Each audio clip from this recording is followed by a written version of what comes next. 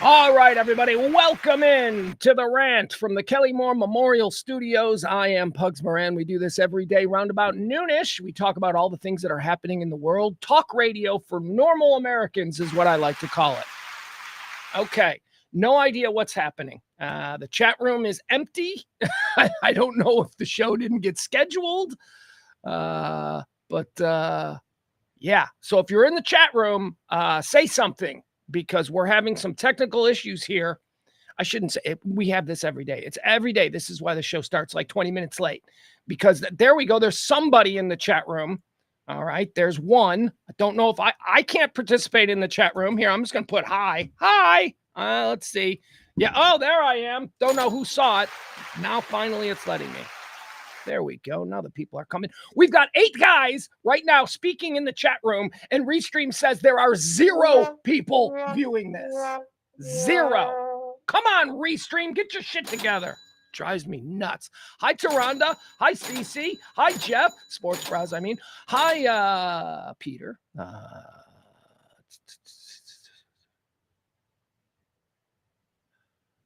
You cleared it out when you started. We were full-blown chatting it up. Okay, so Peter says, before I start the show, okay, so there are people in the chat room before I start the show. I can't see them, and I can't communicate with you. Now, I used to be able to. We used to talk in the chat room before the show, but now, for some reason, Restream has decided that they're going to change that. Oh, they also changed something on the main menu. So Restream is the platform that we use to run this show every day. And I don't know anything about computers. You all know this about me. But what I do know is I can remember stuff. So everything that I do to put this show together every day is not based in any knowledge of how it all works, but entirely based on what I remember doing the last time.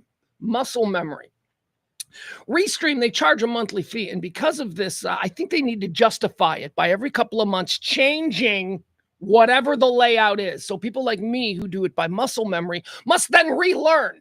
And I guess they're hoping we think, hey, that's why we pay money, because they're making it better every month. They're not making it better. They're making aesthetic changes to justify whatever the hell it is they think they're offering.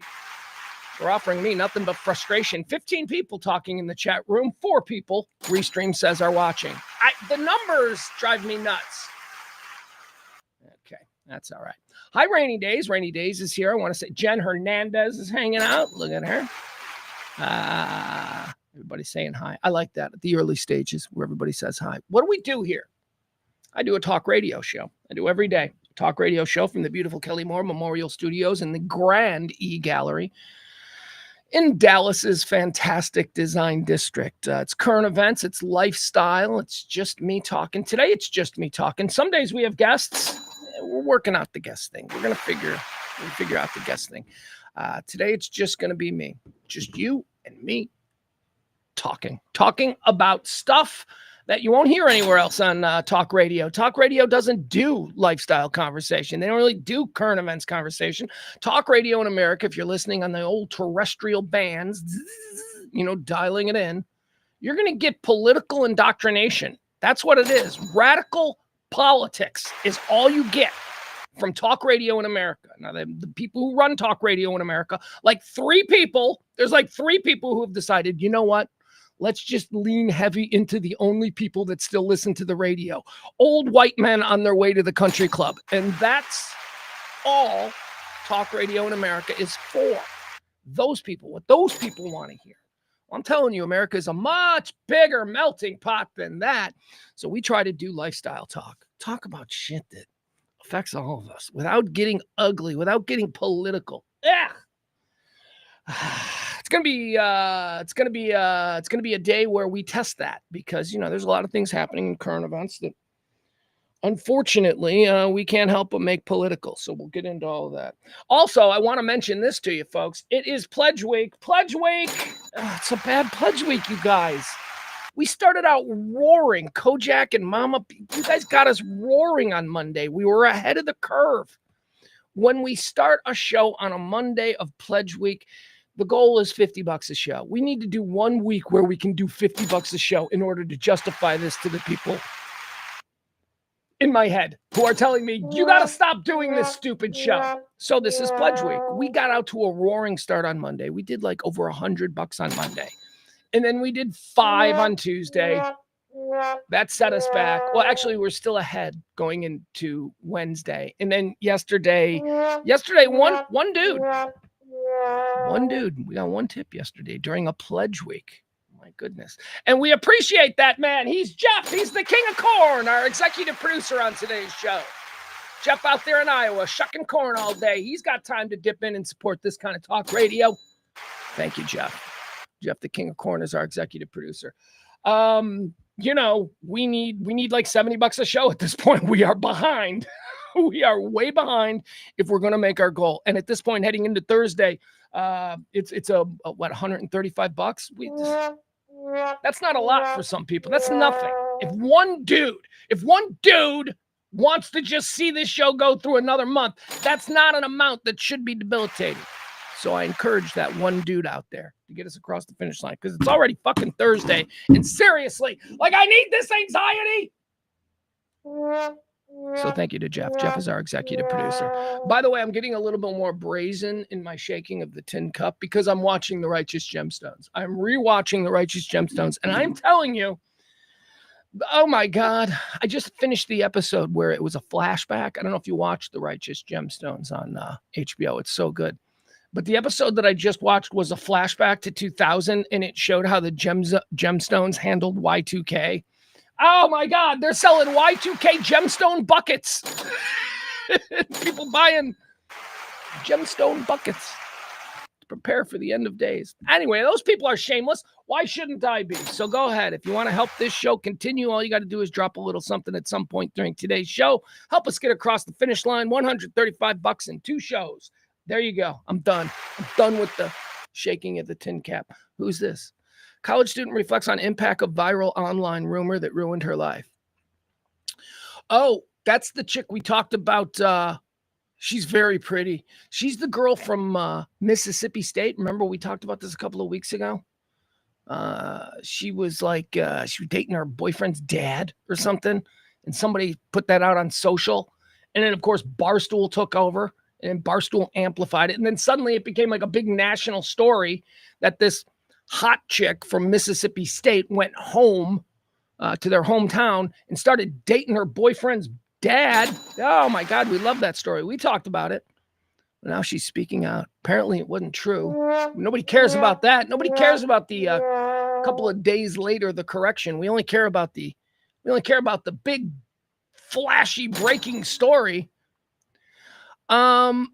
I'm looking at her. She's just doing a sit-down interview. She's doing a sit-down interview with NBC, and I can't hear what she's saying, but she was better in pictures. The pictures, she looked better. All right, we're moving on. All right, let's get started here. How does the show work? It works in 4 quarters. I break it down. I perform it as a stream of consciousness, just me, blah, blah, blah, blah, blah, blah. But because I have a tendency to get lost in my next thought, I've broken the show into 4 categories so that I know where we are. The first one, we call it Antecedently on This Day. It's a look back at all the events that have helped shape this particular day. Quarter 2 is birthdays. Hey, it's your birthday. We talk about people celebrating. We decide whether or not we want to go to their party or not. Whether or not we're going to full on Peter Brady them sons of bitches. That's an old person reference. Peter Brady threw a party on the Brady Bunch and nobody came. Quarter 3 is dead people who died on this day. We talk about it. Where'd they go? Heaven or hell? And then quarter 4 is everything else. End of the world. Whatever people are talking about. Al says he loves the background. Thank you, Al. I love your background.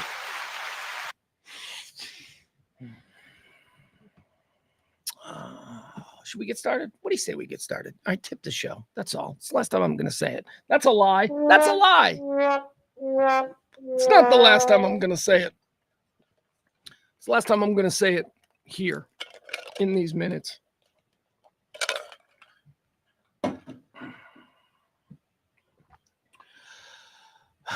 Should we get started? Let's get started. Welcome into the Rant. I'm Pugs Moran. These are the Kelly Moore Memorial Studios. Let's begin, shall we? Happy April 3rd. It is the 3rd day of April. Did you know it's the 93rd day of the year? 272 more of these remain until the end of the year. So as we like to say around here, get them New Year's Eve plans started. All right. Antecedently on this day is up in the blocks. Let's see what happened on this day. Antecedently on this day in the year 1860, the first successful United States Pony Express run from St. Joseph, Missouri to Sacramento, California begins. Hey, hey! Pony Express. That was cool. That was innovation. They thought that was cool. It was cool, I guess. I don't know. Kind of sucks now. I mean, I was thinking the other day, I was walking around my neighborhood. It was when I was taking the dog for a walk, it was probably about 8 o'clock at night. I'm walking around my neighborhood, and my neighborhood would be a quiet, sleepy. I mean, look, it's adjacent to SMU, but SMU isn't a crazy, it's not Florida State, it's like a normal, quiet, private school. So it's not crazy loud, but my neighborhood would be really quiet, if not for, are you ready? Amazon trucks, UPS trucks, Federal Express trucks, mail trucks, and a constant every single day barrage of landscaping trucks in the neighborhood, constantly. I was walking the dog yesterday at 8 o'clock on my own block, and the dog doesn't like UPS, Amazon, FedEx, because these are strangers who comes to people's doors. And dogs don't like that. Just as a general rule, my dog does not like strangers who are comfortable going to other people's doors. So my dog hates these people. So anytime there's a FedEx truck on the block, the dog gets squirrely. The dog gets like, okay, this is my chance to get that guy. There was, at 8 o'clock last night, a UPS truck, a Federal Express truck, and an Amazon truck. All on my... I'm like, Jesus, this is a quiet neighborhood. We got rumbling trucks coming up and down. It's insane. It's insane. It's like Midtown Manhattan because of all the delivery trucks. Far cry from Pony Express. All right, there you go. That's my thoughts on the Pony Express.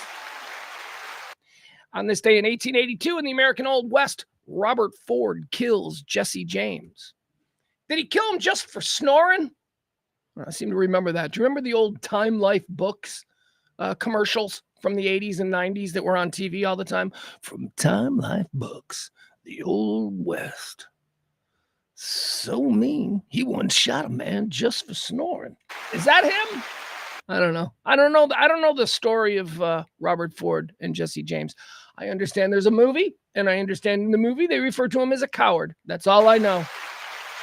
But if you killed Jesse James, I don't think you're a coward. I think you probably did the world a service, right? Jesse James was a bad dude. He just shot and killed people. Did Jesse James kill people, or did you just rob banks?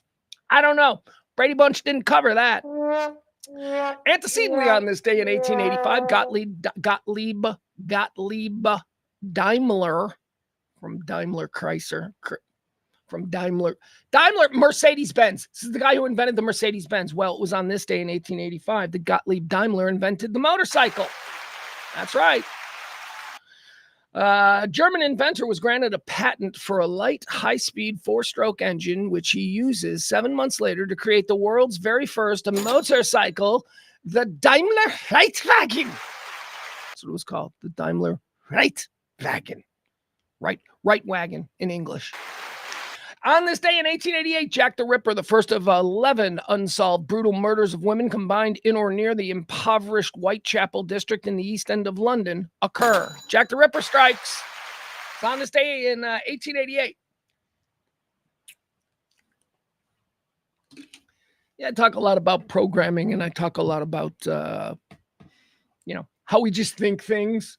Jack the Ripper was a punter in the world of killers and serial rapists. Jack the Ripper is a nothing.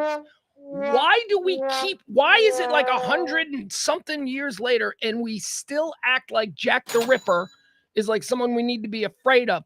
I just watched a 3-part Netflix series called Gone Girl about the Gilgo Beach guy who was killing prostitutes. Way more prolific than Jack the Ripper. And I forgot that dude's name. Rex Heuermann is that dude's name. He killed they think 50 women possibly over the course of 40 years. And he buried them all on the beaches there in Long Island. Jack the Ripper. Oh, go tell your story walking. You aren't nothing compared to the prolific nature of today's modern serial rapists and murderers. There you go. Jack the Ripper, on this day, first started his work, 1888. On this day in 1955, the American Civil Liberties Union announced that it will defend Allen Ginsberg's book, Howl, against obscenity charges. We talked about this a couple of weeks ago. A couple of weeks ago was the anniversary of the U.S. government seizing all copies of Allen Ginsberg, a poet, a beat poet. The government seized all copies of Howl, his controversial, provocative book of poetry that is now considered a classic. The American Civil Liberties Union, on this day, a couple of weeks later, after the initial incident, they decided that they were going to defend Howl, and they won. They won. You can't. It's a book of words and letters and thoughts. You cannot censor that in America. You just can't. It's the First Amendment. It's like the most important. When the people who started this country got together and they said, what are the most important things? The most important thing to them was that we, as American citizens, as free citizens of the greatest country on earth, be able to express ourselves in any nonviolent way possible. Howl by Allen Ginsberg, defended by the American Civil Liberties Union. The ACLU. They're fucking rock stars. But unfortunately, because the business of the ACLU is often to defend things that do fall under the umbrella of the First Amendment but are not socially acceptable, they get pegged as bad people. Well, you're either down for what America is supposed to be about, which is an ardent defense of the First Amendment and our right to say what we think, or you're not. So quit shitting on the ACLU. They defend people's right to say things that you don't want to hear. And that's fucking important in this country. It was on this day in 1965. On this day in 1973, Martin Cooper of Motorola makes the very first handheld mobile phone call to Joel Engel of Bell Labs. Big giant, probably a big giant phone, probably like this. All right, I'm going to make the phone call. Here we go. I'm going to call my friend Joel in St. Louis. Hold on. Boop, boop, boop. Hello? You know, it was like a giant freaking thing. The first generation of, when I moved to Dallas, I still had a brick phone. I did. In 2001, I still had a brick phone. You know why? Because I only used it for emergencies. And I never used it. 2000, 2001. I'm rolling around. Yeah, I got a phone if my car breaks down. But other than that, I ain't chatting up my friends in traffic. That would be a couple of years later when that whole thing would begin. All right, that was on this day. The first cell phone call. Martin Cooper of Motorola makes it to some dude named Joel at Bell Labs. Antecedently on this day in the year 1975, Bobby Fischer refuses to play chess in a match against Anatoly Karpov. This gave Karpov the title of world champion by default. There was a time in this country where we had movie stars, rock stars, TV stars, and then we had authors, and that was really kind of models, right? And that was pretty much it. That was like who was allowed to be celebrities. But because we didn't have, TikTokers and Kim Kardashian, we then looked for sort of the extended celebrity class of people that we could put on game shows and talk shows and people would know. They were called the public intellectual, okay? We used to have a thing in this country called public intellectuals. They've been replaced by Jake Paul and Kim Kardashian. But at one point, it was people like Gore Vidal, Bobby Fischer, who we're talking about here, who was a chess champion. Oh, I don't know, maybe a Dr. Albert Schweitzer would appear on TV in the late 1960s. These were people who were celebrities, who the regular people knew. These were people who were celebrities because of how brilliant their minds were, not because of how many hits they got on TikTok. So I don't know what the hell Bobby Fischer was doing here when he refused to play the Russian, but Bobby Fischer was a big celebrity, and he was a celebrity for no other reason than people respected his brain, okay? We don't have that anymore. Now we got Kim Kardashian, we got the Paul brothers, we got Elon's girlfriend. We got influencers, which is not the same thing as public intellectuals. Anyway, on this day in 1975. On this day in 1996, suspected Unabomber Theodore Kaczynski is captured at his Montana cabin in the United States. Theodore Kaczynski, very proud. Me and the Unabomber, born in the same hospital. That's right. Me and the Unabomber, Little Company of Mary, right there on 95th Street in Evergreen Park on the south side of Chicago. Ted Kaczynski grew up in like my stomping ground, my neighborhood. Ted Kaczynski grew up in Evergreen Park and then lost his mind and then went to the cabin and then started mailing bombs to professors. I guess that's what he did.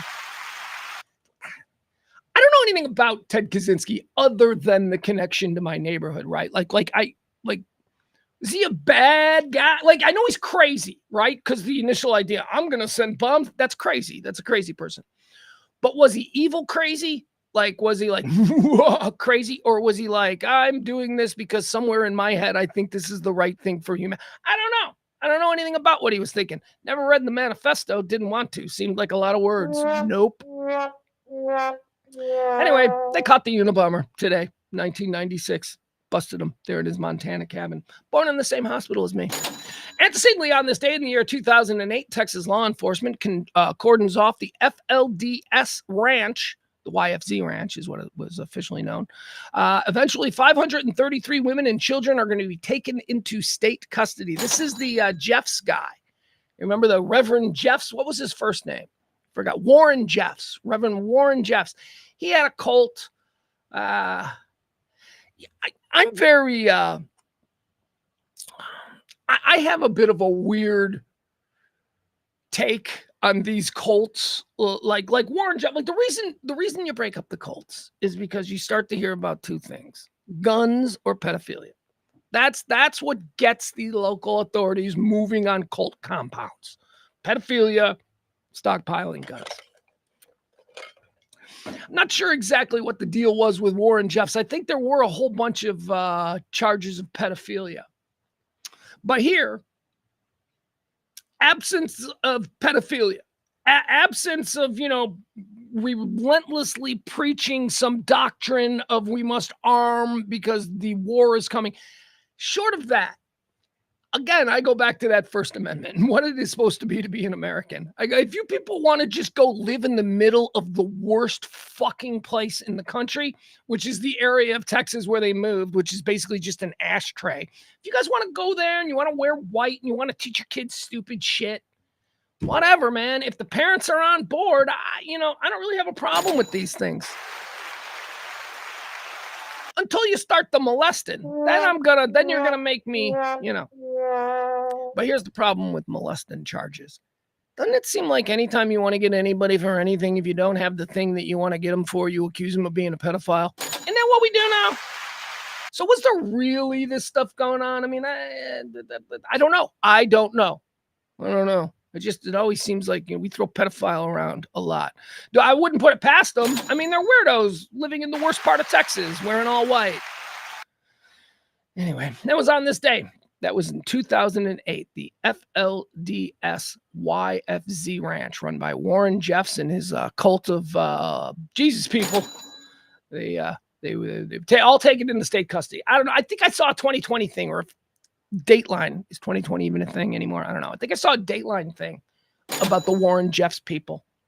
I don't know. Anyway, moving on. Antecedently on this day in 2010, Apple released the very first generation iPod. Hey, the iPod was released on this day in the year 2010. Quarter two, let's do some birthdays. They say it's their birthday. I don't know for sure. Haven't spoken to their moms. Not sure. Oh my God, the story's gone national. Look at this. One of our big local stories that we're going to be talking about here. I don't know if you heard about the situation that occurred up in Frisco yesterday during a track meet, a high school track meet. Terrible story. We're going to talk about that. It's going national. I'm looking at it on MSNBC. They're covering it. What a gross story. All right, let's do birthdays. Here we go. Born on this day, we're going to decide, do we wish them a happy birthday or not? Born on this day in the year 1924. Let's hear it from Marlon Brando, ladies and gentlemen. Brando. You could have been a contender. No, that's terrible. I can't do imitations. That was my Brando. I could have been a contender. That's my fucking Brando. Ugh, I got no talent. I'll tell you somebody else who I'm not sure had talent. Marlon Brando. Can I just?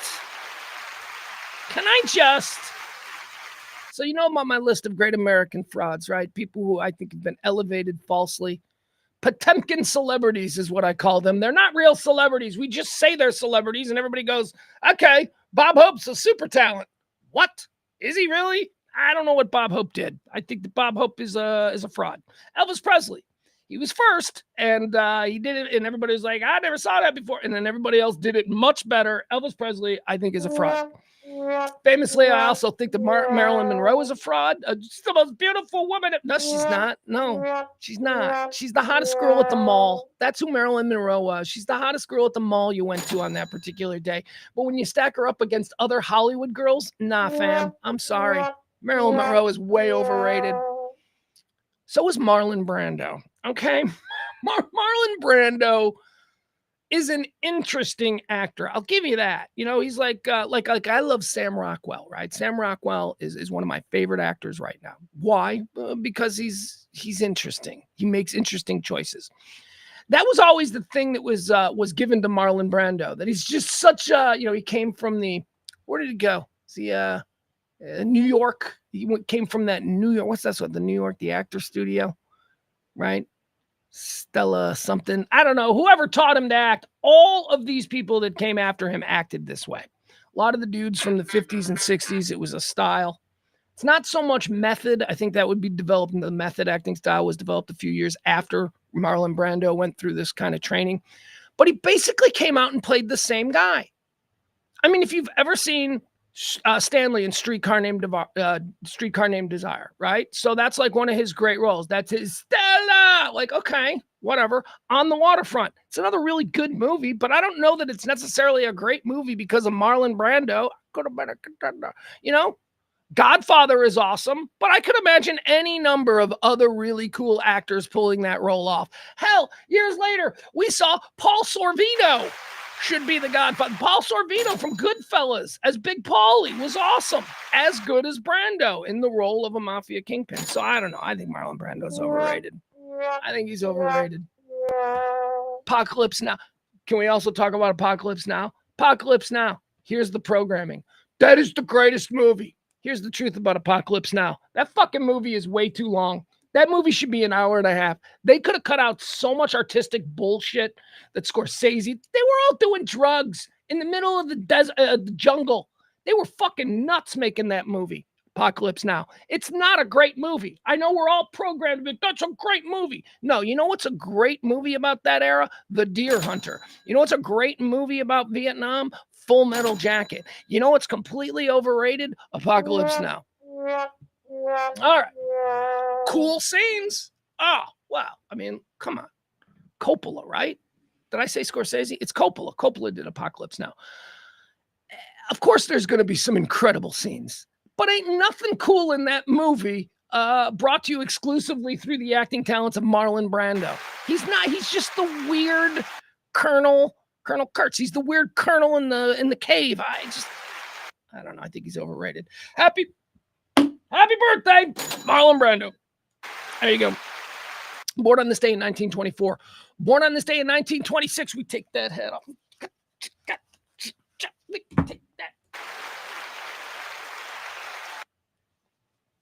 Born on this day in 1926, a real American hero, Virgil Gus Grissom. That's right, Gus Grissom. Born on this day, American colonel, American pilot, astronaut. We love Gus Grissom. We don't even blame Gus for popping the hatch on Apollo. What was it? Which one was that? Apollo 3. He popped the hatch. He came back down, and the capsule landed in the water, and Gus kind of panicked, and he blew the lid on the hatch while he was waiting to be rescued after coming back from space, and he blew the lid on the hatch, and the capsule filled up with water and sunk to the bottom of the ocean. Lost. A huge fuck up for Gus. Wait, or was that Shepard? Oh my God, I want to get this right. That was Gus, right? Gus blew the hatch? Come on, where's my right stuff, people? Gus blew the hatch and screwed up. Gus would also die tragically on the pad down there in Florida during a test. They weren't even live. They were just testing and going through some stuff, and they flipped a switch while sitting idly on the platform, and that switch accidentally caused a spark somewhere, and the whole thing went up in flames. They died tragically. Gus Grissom, a real hero. Happy birthday. Born on this day in 1926. Born on this day in 1942. A A guy I met once, briefly, he shook my hand, and I have to tell you,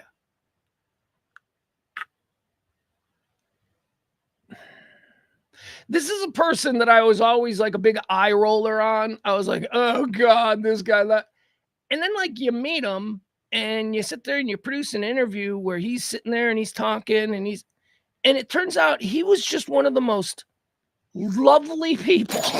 I mean, for somebody that was such a star in the vacuum where we were, this person is as big a star as it comes.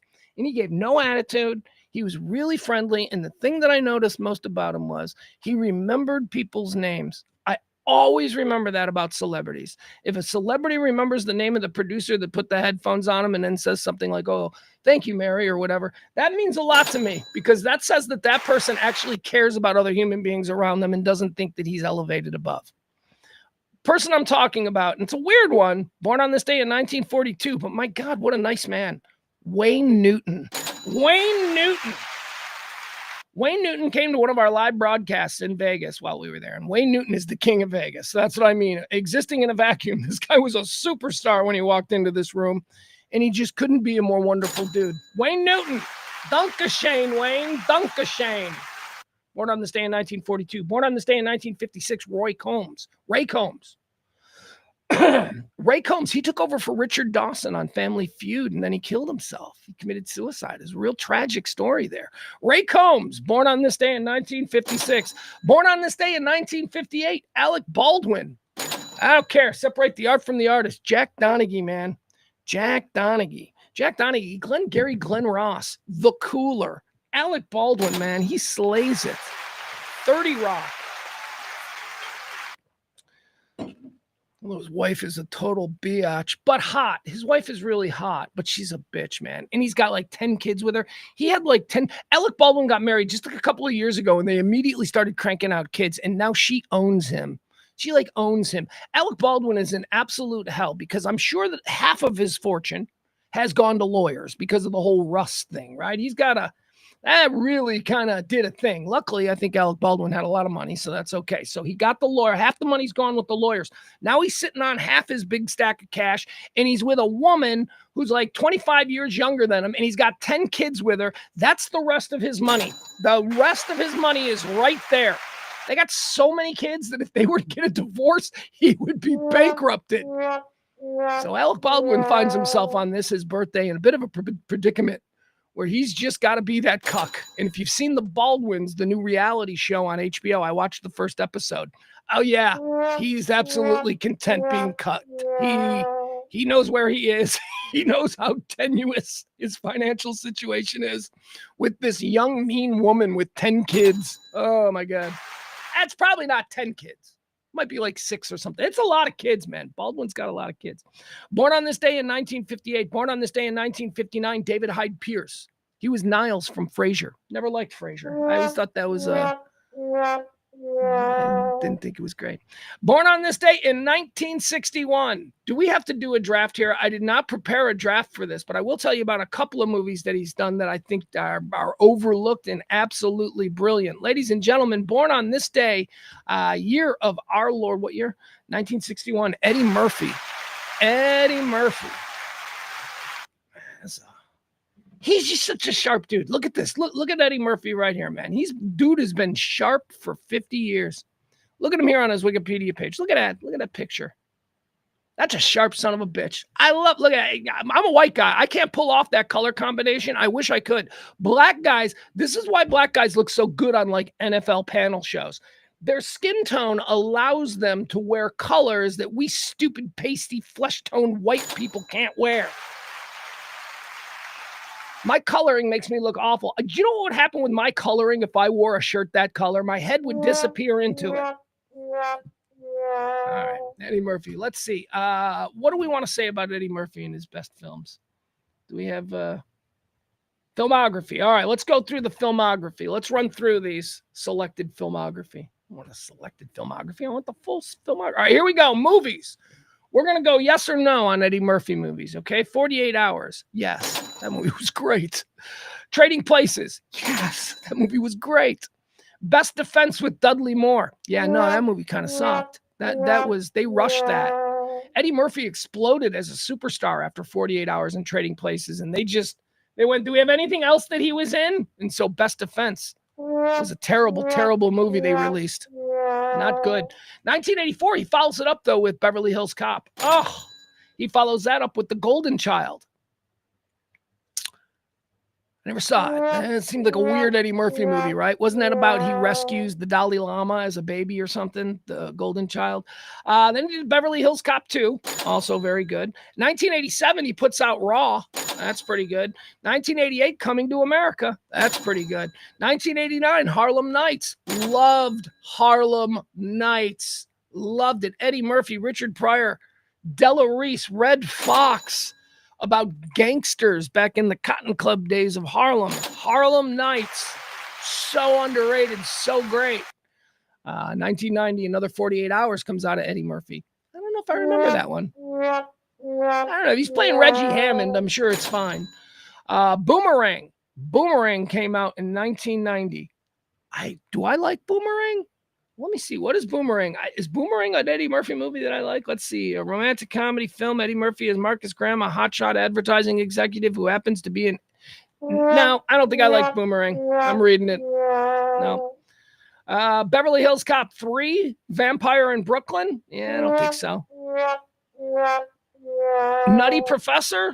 Yeah. Metro. Never heard of it. Mulan. He just did voice. Holy Man. All right. So we've gotten through most of the big ones. I want to talk about two movies that Eddie Murphy did that I don't think people really appreciate, and they are his two best films. They both came in 1999. They both came after, some movies that were a little bit less than great. Metro. He had Dr. Dolittle in here, so that was a big hit. Holy Man, I think, was a bit of a bomb. Eddie Murphy in 1999 made two movies. One was called Life and the other was called Bowfinger. And they are Eddie Murphy's two best films, in my estimation. In 1999, Eddie Murphy was trying to be more than more than that guy, more than the comedy guy. He was doing comedy films that actually had depth and were really, really good stories. Life stars Eddie Murphy and Martin Lawrence. They play two dudes who get sentenced to life in prison in the deep South, like back in the 1930s or 40s. If you like Stir Crazy, right? Stir Crazy is a great one. You think Stir Crazy is great? Life is better. Life takes place over the course of like 60 years of these men. These two guys, they age in prison. It is incredible. And I think Eddie Murphy does some of his absolute best acting work.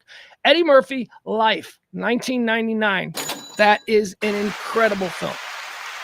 Followed up by what I think is his best film. His best film is a film called Bowfinger. And nobody saw Bowfinger because people didn't know what to make of it. Bowfinger stars him and Steve Martin. Steve Martin plays a Hollywood film director or producer, and Eddie Murphy plays a dorky guy, a completely nerdy rando civilian who just happens to look very much like the biggest movie star in the world. Eddie Murphy is trying to make a movie, and apparently he can't get the biggest movie star in the world, so he sees this guy, is it Bowfinger? I don't know. He sees this guy, Eddie Murphy, and he turns him into a movie star. Bowfinger is incredible. If you've never seen it, and a lot of people didn't, because it wasn't typical Eddie Murphy comedy in 1999. And it was following Life, which a lot of people, when Life came out, were like, what, is Eddie getting serious now? I mean, it was kind of funny, but there was also a lot of really serious moments. Bowfinger and Life from 1999. I believe they're Eddie Murphy's best. Check them both out. Love them. All right. Happy birthday to Eddie Murphy. Born on this day in 1961. Born on this day in 1968, Sebastian Bach. He of Youth Gone Wild. Of course, the band Skid Row. I loved Skid Row. Like in the first 6 weeks that Skid Row came out, I was like, yeah, come on, man. Youth Gone Wild. Oh, I got to play that for my son. I don't think my son has ever heard Skid Row's Youth Gone Wild. I want to play that for him twice. I'll do that tomorrow. I'm picking him up. It's kids weekend. He's got the sprained MCL, so we're going to have to try and figure out things to do. Probably have to take him to a movie or something. I don't know. We're going to do non-athletic things because of the leg. But on the ride home, I'm going to play him Youth Gone Wild 3 times on the ride home. And then I'm going to ask him, what do you think of that song? I'll be able to know. I'll be able to know when I play it the second time. If he's like, what the hell, man? Then I know we got a problem. But if he's okay when I play Youth Gone Wild the second time, then I know I got him. That's a great song. It's a great song. They're a stupid band. I mean, they're another one of these bands, Skid Row, that kind of got, I think, marginalized because of their fan base. When your fan base is just a bunch of like the stupidest people on the planet, it's like marketers can't really figure out a way to leverage that. They're like, I don't know. Do we want that stupid? I mean, do stupids have money? Kid Rock was a band for dumb 17-year-olds. And luckily, that lined up. I was right there with them. Happy birthday, born on this day, 1968, Sebastian Bach. Born on this day in 1969, I talked about one of my favorite actors being Sam Rockwell. Well, another one of my favorite actors currently working because he's super interesting. Born on this day in 1969, the great Ben Mendelsohn. Do we know Ben Mendelsohn? Is Ben Mendelsohn enough of a leading actor now? I like my Ben Mendelsohns. I like my Sam Rockwells. I like my who's the other guy, the other English guy. I love my Tom Hardys. Like, these are all my favorite current actors. I like my Bunker Botch. What's his name? Herman Bunker Botch. What's Benedict Cumberbatch. That's it. I like him. I like Benedict Cumberbatch. All right, here's Ben Mendelsohn. Oh crap, I went to the wrong one. Jeez. It's okay. He's popular, and when you put Ben in, Affleck comes up, but then if you put an N in, Ben Mendelsohn comes up. All right, here's Ben Mendelsohn. He's having a birthday today. What's he in? You guys in the chat room, you know anything that he's in? Did Ben Mendelsohn play Hank Williams? There he is. Look at that son of a bitch. I mean, he's the bad guy from Ready Player One. That's how my son likes him. My son's like, oh, I love that guy because he's the bad guy from Ready Player One. Are we sharing? Can't even tell if we're sharing. Yeah, we... Hold on. I'll give you some good Ben Mendelsohn. All right, there we go. There we go. There's the Ben Mendelsohn. All right. What else was he been in? Look at him. Was he Hank Williams? If he's the guy, who's the guy who played Hank Williams? I swear to God. That was, if you've ever seen that Hank Williams movie from a few years ago, the guy who played Hank Williams was great. And I'm going to say it's Ben Mendelsohn, even though it's probably not. Hold on. I'm going to check his Wikipedia real quick. Where's his filmography? What, Ben Mendelsohn done too many movies that Wikipedia can't just give him a... All right, list of Ben Mendelsohn performances. Let's see here. Film. Loverboy. Hold on. Jesus, he's been making movies forever. Jeez, I didn't realize he went back that far. Russell, Robin, Harold, Neville, Dave. Yeah, I guess he didn't play Hank Williams. Or did he? No, I don't think Ben Williams. Who played Hank Williams? I got to figure out who that actor is because I'm running around here thinking it's Ben Mendelsohn. Hold on. Who played Hank Williams? There it is. I always get that's him. It's the dude who plays Loki. It's Tom Hiddleston. I like him too. I like Ben Mendelsohn and Tom. I can't get the names right. I still call them Liam Neeson's. I don't do these names right. There you go. Thank you, Peter. Peter in the chat room probably had it like 10 minutes before I did, but what are you going to do? All right. Happy birthday, Ben Mendelsohn. He's still a cool actor. I like him a lot. Born on this day in 1969. Born on this day in 1982. We talked about her the other day. We talked about how Taron Killam seems to have gotten his hooks in. Taron Killam, who is a spare Saturday Night Live former performer who's done absolutely nothing, but surprisingly nothing, because I think he's kind of okay, but he hasn't really had a career. He married this girl, and now it's her birthday, and she's a much bigger star than him. Colby Smulders. Colby Smulders, of course, of The Mother You Thought You Married. Wait, How I Met? So in the show How I Met Your Mother, Colby Smulders played like the woman who for 10 seasons we thought was going to be revealed to be the mother, and it turned out she wasn't the mother. What do you mean she's not the mother? What do you mean they don't get together and have kids? I thought that was what I was invested in here for 10 years. They really hoodwinked us all there with the whole How I Met Your Mother thing. Born on this day in 1982, Colby Smothers. Born on this day in 1986, Amanda Bynes, former really good, really talented comedic young actress. I would have thought her and Lindsay Lohan were the ones going places. I couldn't have been more wrong. Back in the day, seriously, I'd have been like, if I was a Hollywood agent, the two that I'd invest in would be Lindsay Lohan and Amanda Bynes. They have real talent. And they did, but they had crazy people talent. See, crazy people are talented. And sometimes when you're talented and you're crazy, that's hard to, corral. And that's what happened.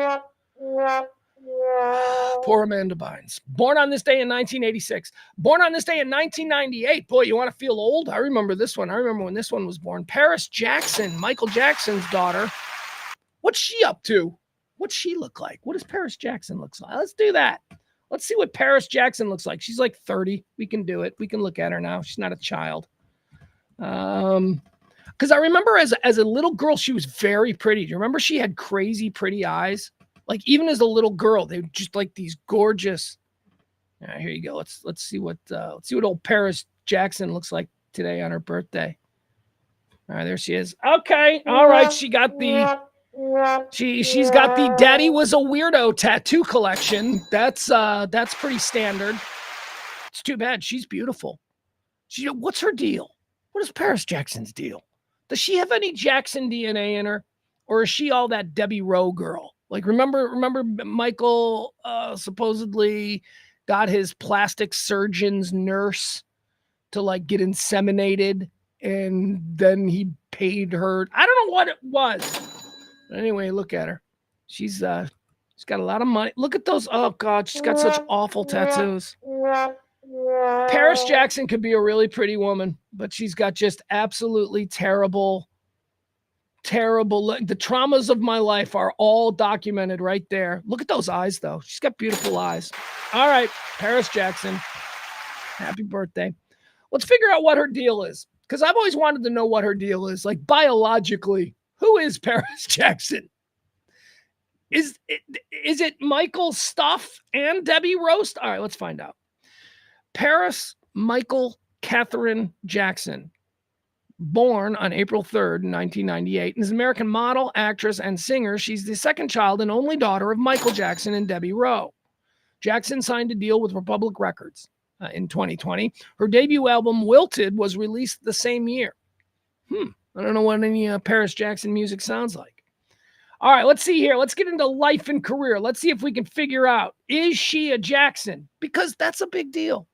That's, if you believe in like genetic and traits being passed on, the Jacksons are incredibly talented. The Debbie Rowe family, I don't know what they're good at, right? Other than having gorgeous eyes, because the eyes that Paris Jackson has did not come from Michael. All right. Jackson was born on April 3rd at Spalding Payne Medical Clinic in Beverly Hills and was named after the French capital city in which she was conceived. What? Conceived in Paris? Is that where they did the procedure? Is that because, when your name is Paris and you tell the story of I was conceived in Paris, you think of some great romance between her parents?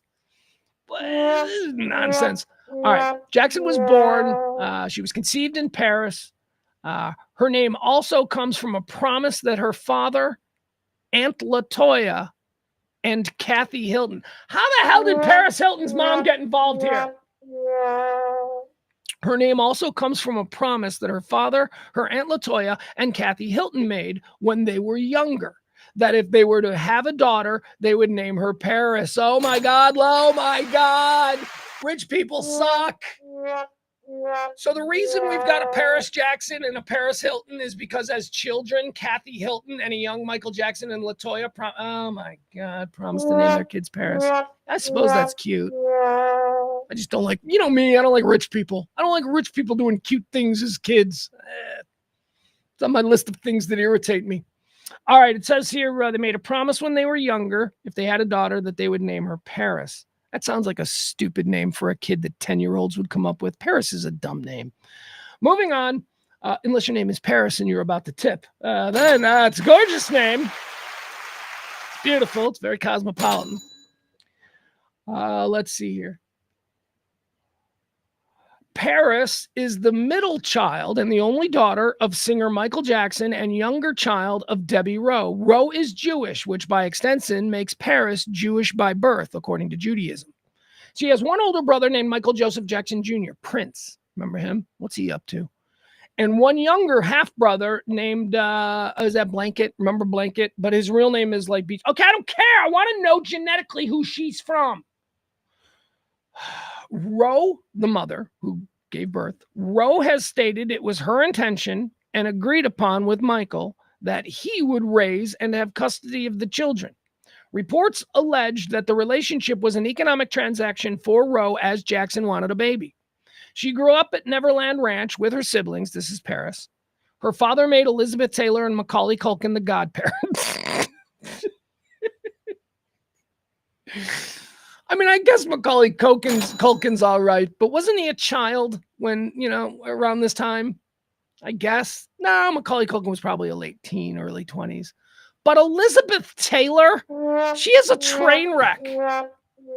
Elizabeth Taylor is not the person who you want to put in charge of your kid should something bad happen to you. I mean, you may as well put Sam Kinison in charge. Let's see here. Let's see. When Michael Jackson died, she was taken into care of her grandmother. We know about that. Career beginnings. All right. I don't know what she is. Let's go to the personal life. See if she talks at all about her. Jackson has said that she is multiracial, but considers herself Black and that she was immersed in African-American culture by her father, Michael. I give up. I don't know what any of this means. I don't know if Paris Jackson is actually a child of Michael Jackson. All I know is that she's having a birthday today and she's got pretty eyes.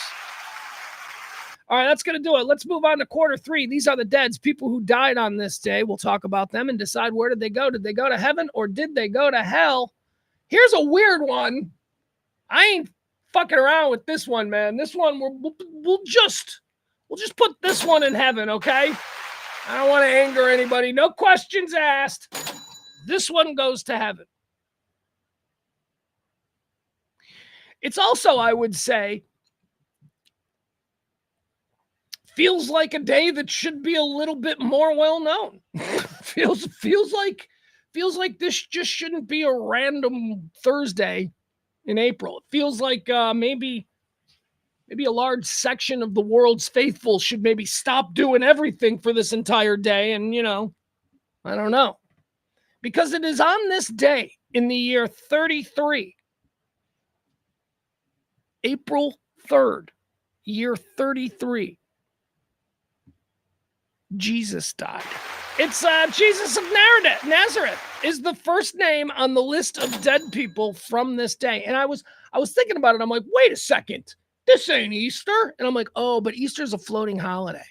Easter we don't really have the exact date of Jesus's death, right? It's just Easter, whatever, whatever. The calendar lines up. First Sunday, last Sunday, whatever it is. I'm not sure. But we don't know the exact day. Like if you were to put like Jesus born on Christmas and then died, we don't know like what day. Born on Christmas, died on Easter. That's kind of the easy way for us to. But he didn't actually die because Easter's floating. So it's this day. It's on this day in the year 33. Jesus of Nazareth passes away. He didn't pass away. He was killed. Let's be honest. Passes away. And he's going to heaven because I ain't fooling with that. I'm just gonna agree. Jesus goes to heaven. Dead on preemptively. This next guy we're gonna put in hell. Why not? We already talked about him. He was killed by that coward. Jesse James, dead on this day in 1882. Let's put him in hell. Dead on this day in 1983. Here's one. I like this guy. Do you guys know who Warren Oates is? Warren Oates was just a great Sam Peckinpah actor. Sam Peckinpah, I don't like Westerns, but Sam Peckinpah makes the coolest Westerns of anybody who made Westerns. Sam Peckinpah made a star out of this guy. He was in all the Sam Peckinpah movies. But then, like around 1980 or something, Bill Murray made him an even bigger star and introduced us to Sergeant Hulka. That's right, Warren Oates, the great Warren Oates, American cowboy actor, and of course, Sergeant Hulka in Stripes. Remember Stripes, Sergeant Hulka? Wow. He was so awesome. All right, so that's Warren Oates as a young man. Look at him. Warren Oates in the 1960s. Just look at, he looks cool. Look, he's got a turtleneck and a black jacket. His hair is kind of frizzy. He's got a little hippie thing going, but he's older. So he's like a mature hippie. Love it. There he is. Look at him. Handsome man, Warren Oates. Yeah, there he is. One of some of his cowboy movies. And there he is as the great Sergeant Hulka. Sergeant Hulka from Stripes. Look, you guys, I'm putting Warren Oates in heaven because I like Warren Oates. He's a cool actor. Warren Oates dead on this day. What year? What year did he die? 1982. Did Warren Oates die during the filming of Stripes? Was he dead before Stripes? Hold on. When would Stripes come out? Warren Oates died on this day in 1982. Stripes came out in 1981. Okay, so there you go. So a year later. That's too bad. Stripes is such a great film. Stripes holds up. Stripes really does hold up. Oh my God. Bill Murray is so funny in that. Harold Ramis is so funny in that. Sergeant Hulka, John Candy. Oh my God. That was it. That was the movie. I think Stripes was the movie that launched Bill Murray because he had done Meatballs and that was fun. And then I think he had done Caddyshack, but he didn't carry Caddyshack. Remember, Bill Murray was a side character in Caddyshack as the groundskeeper. Caddyshack was Chevy Chase's movie and Rodney Dangerfield movies and Ted Knight's movie. That's who we're. Bill Murray, not a big star yet. But then Stripes came around, man, and we got to see that full character, that full kind of attitude, the Bill Murray attitude. The cab driver in the very beginning, that was the birth of it. And we have loved that attitude, that anti-hero, smart-ass kind of presentation for 50 years. Stripes. Great movie. Warren Oates, dead on this day in 82. All right, let's go. Let's move forward. I promised that I wouldn't say this again, but we do have an executive producer, and I think it's time that we throw a little love towards Jeff, the king of the corn, out there. Jeff tipped the show yesterday. We're in a pledge week. We need to raise now $135 between today and tomorrow's show. And quite frankly, I don't need this kind of anxiety. I thought we were out to a rousing start on Monday, and then it all just fucking died. Then it was just like, nope. Except for Jeff. Jeff helped us out. Thank you, Jeff, king of corn. We certainly do appreciate that. If you want to help this show, if you want to drop a little something, you support lifestyle talk, current events talk, without the filter of politics, just normal people hanging out, talking about normal things that we're interested in. Drop a little something in either Cash App or the Venmo. Thank you so much. It is Pledge Week. It's not going well. I hate it when it starts out well and then it just fucking dies. Nothing yet. That's okay. We're okay. We're having fun here. All right, let's get into this. We've got all the big stories that we need to talk about here, right? Okay, so first out of the box, we will talk about the stocks. Stocks are down 1,378 points at the moment. And I'm here to tell you that's an improvement. That is a big improvement. That's a 300-point improvement from the low point that I saw today. I think it was 1,600 that the stocks here, Dow Jones. We're talking about the Dow Jones. We're not talking about the world markets. We're not talking about futures markets. We're not talking about NASDAQ. The one that, most normal people know whether or not to panic or not is the Dow Jones, right? So again, we're down 13.8, 1,308. It's going up and down. When's the market close? 3 hours, 4 hours, 4 or 5. No, it's closed at like 4 o'clock our time, right? Or 3 o'clock, whatever. Doesn't matter. There's no way it's going to rally to be in the positive today, and we'll just have to see how far the floor is. 1,381 points right now. The Dow Jones is down. But we're still cuming over 40,000. So, stop it, people.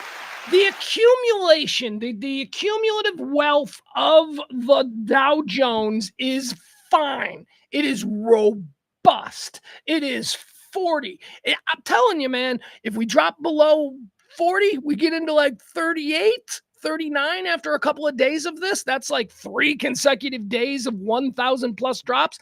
Then we got a problem. But right now, I'm not worried about it because I remember 2008 when it was below 10. It was below 10,000. And everybody's like, oh my God. And yet people still had Lear jets and yachts and nobody lost their homes. At least no rich people lost their homes. A whole bunch of us normal people lost all our shit when that happened. But the rich people didn't lose anything. And now, what is it? 10, 15, 16, 17 years later, they have more than tripled their wealth. So if it was cuming at 10 when they were like, this is terrible, but we still have yachts. This is terrible. You know, they're cuming at 10. Now we're at 40. We've been at 40. We've been above 35 for like 5 years now. It is a booming stock market. It's taking one on the chops today, though. I mean, the day traders and the people who are, you know, look at this thing as a quick hit, you know, a way to make money really quick. They're getting their asses handed to them.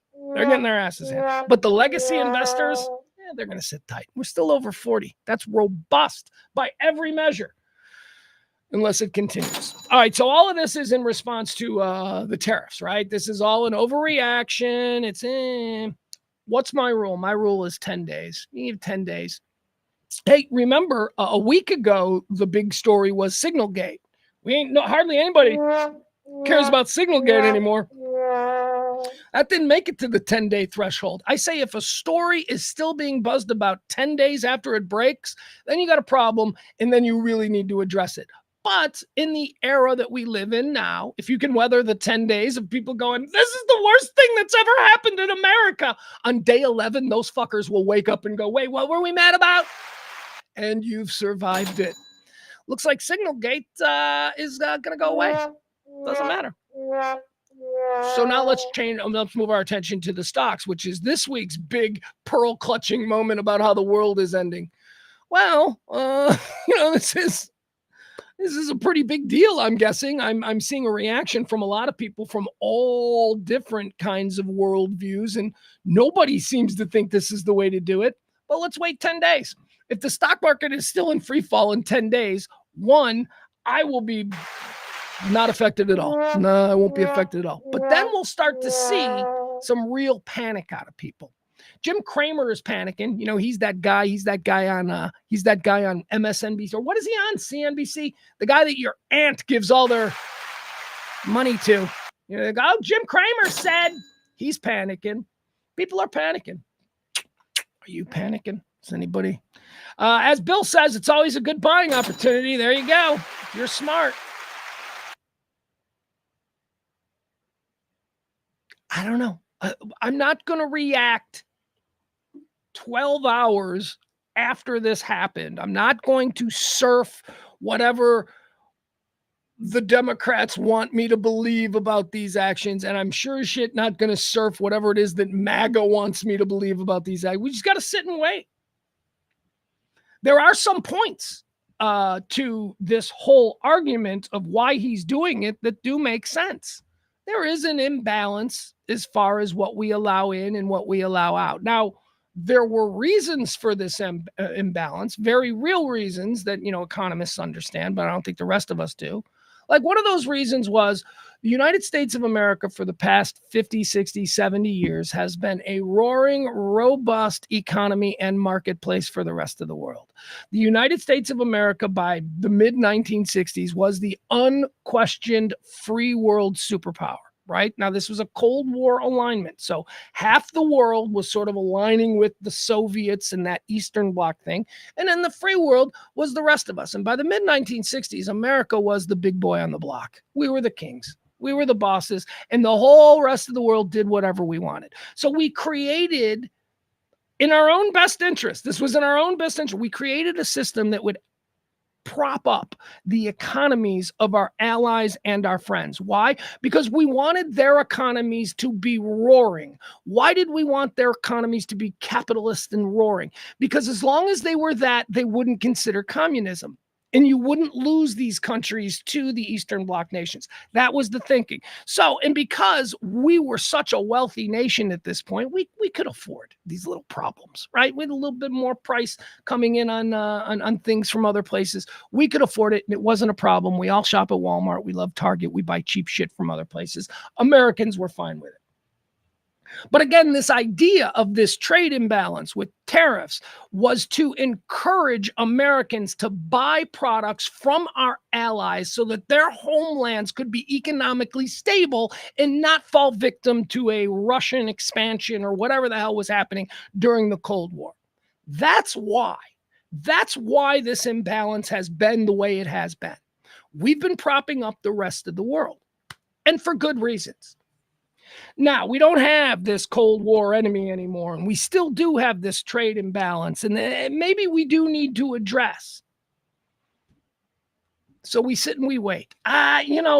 This is a very radical approach I'm hearing. I'm not an expert. It's a radical approach to this long-standing problem. Since the end of the Cold War, there has been a need to address the situation of free trade in the way our tariff systems work. But is this the way to do it? I don't know. I don't know, man. The markets are reacting. They're freaking out. So again, 10 days. Get with me a week from Monday. A week from Monday, and then we'll see what the stock market is doing. And quite frankly, with this president, this is how he negotiates. He could pull all of these back tomorrow. So all of the losses and all of the things that happened today,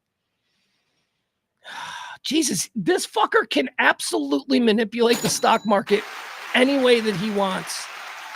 Oh, now I'm starting to worry about that shit. All right, whatever. So anyway, that's the situation on Wall Street.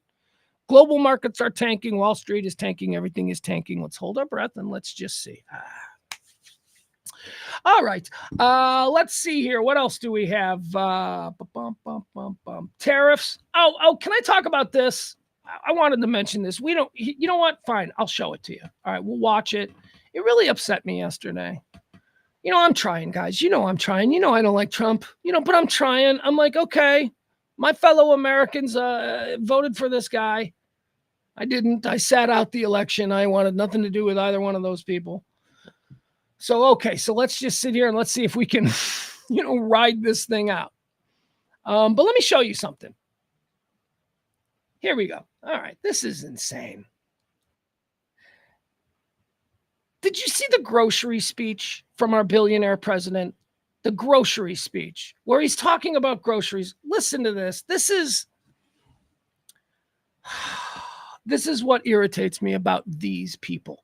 Not him, these people. But likewise, an old-fashioned term that we use, groceries. I used it in the campaign.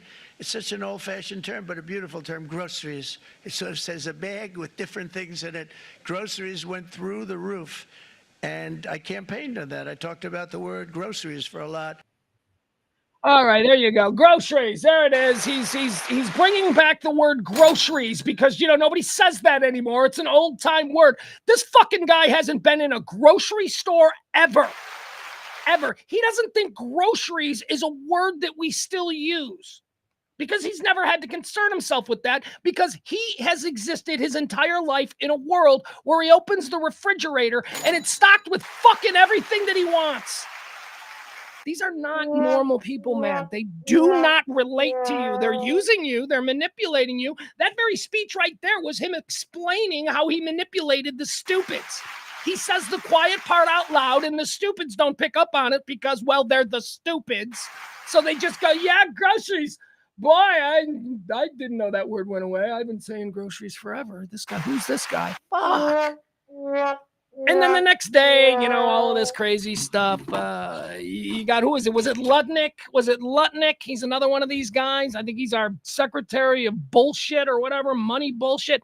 Lutnick says that, the Social Security, his mother, he's speaking from his experience. He said that his mother wouldn't be affected at all. If Social Security missed one payment, Howard Lutnick, the billionaire who's in charge of the Treasury, said on television that his mother, who was on Social Security, would be affected at all if she missed a payment. She's not dependent on payments, so nobody is. That's the attitude. Howard Lutnick, billionaire, his mother doesn't fucking touch her Social Security because Howard Lutnick is a fucking billionaire. But these people have no way to relate to us. They don't think it's a big deal that entry-level vehicles are now going to be over $30,000. They don't think it's a big deal that, a hardworking dad and mom who's sending their kid off to college, they might want to buy a new $22,000 dependable automobile for their girl, they're not going to be able to do that anymore because there's not going to be any such thing as a $22,000 Hyundai. Okay. And if you think Chevy and Ford are going to fill that void by offering a new $22,000 amount, you're fucking crazy. The end result of the auto tariffs is that there are going to be no affordable new cars anymore. The used car market might explode, maybe, but new cars coming into this country for the first time, nope. There are going to be no affordable cars. And it's the middle class working people who voted for this. So let's white knuckle it. Let's ride it out. You don't know what you're voting for. By the way, I've got a couple of tips. Are you ready? My poor guy tips. I got a message now for all of the rich folks who are maybe experiencing some rough economic times and you're considering, oh my God, how am I going to navigate this new world as a poor people? So here you go. I've been poor for a long time. Are you ready? I've got a couple of tips for you. If you're new to being poor, one, the Dollar Tree is where you buy all non-food items. There you go, the Dollar Tree. Deodorant, $1.25. Toothpaste, $1.25. Cleaning products, $1.25. Dollar Tree. Everything across the board. Sure, you can go to the Kroger and you can purchase that Formula 409 for, I don't know, $4. Nope. You can get the exact same product with a different label on it from the Dollar Tree for $1.25. Rich people having a rough time? Get to know the Dollar Tree. Bring a weapon and a bad attitude, though, because I'm telling you, Dollar Tree, especially on a Saturday afternoon, oh, my God, can they get squirrely. There's always something nonsense. There's always something crazy happening at a Dollar Tree. And by the way, see, apply my test to the Dollar Tree. Every Dollar Tree I have been to, the person who checks me out either has a boob tattoo or a wrist tattoo. There you go, 100% of the time. I don't know if it's part of the hiring process where they say, do you have a boob tattoo or a wrist tattoo? Because you can't check people out if you don't. Or if once you're hired, they say, would you like your boob or wrist tattooed? I don't know how it works. But every Dollar Tree I've ever been to, I've been checked out by a girl with questionable teeth and either a boob tattoo or a wrist tattoo. That's all I'll say.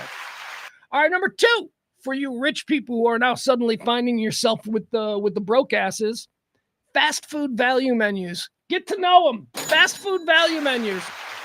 Now, you can't do it every day because obviously eating fast food every day, that becomes counterproductive. It's too expensive.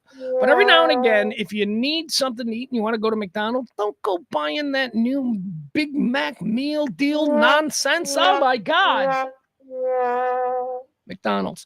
You got to download all of the apps. You look at my phone. I got a Jack in the Box app. I got a Whataburger app. I got a KFC app. I got a Jimmy John's app. I got a Taco Bell app. I got a Burger King app. I got a Jack in the Box app. I got a McDonald's app. I got all the apps because I'm broke. I got all the apps on my phone. Why? Because I happen to live in an area where there is a corner where there are like 4 fast food restaurants all in the same corner. You ready for a broke guy trip?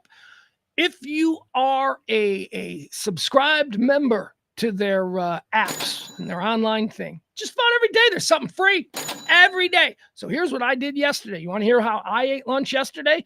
Well, there was a free $1 a free fish sandwich from Burger King yesterday, right? If you bought something for like $3. So I bought a Whopper Junior, got a free fish sandwich. Boom, there you go. Then I drove across the street to Jack in the Box. Jack in the Box on the app had a free Jumbo Jack Junior. Boom, ordered that, got that. Now look at me. I got 2 hamburgers and a free fish sandwich. Then, of course, there's the McDonald's across the street. And I was like, I want French fries. Well, guess what? I had enough points in my app for free French fries. Boom!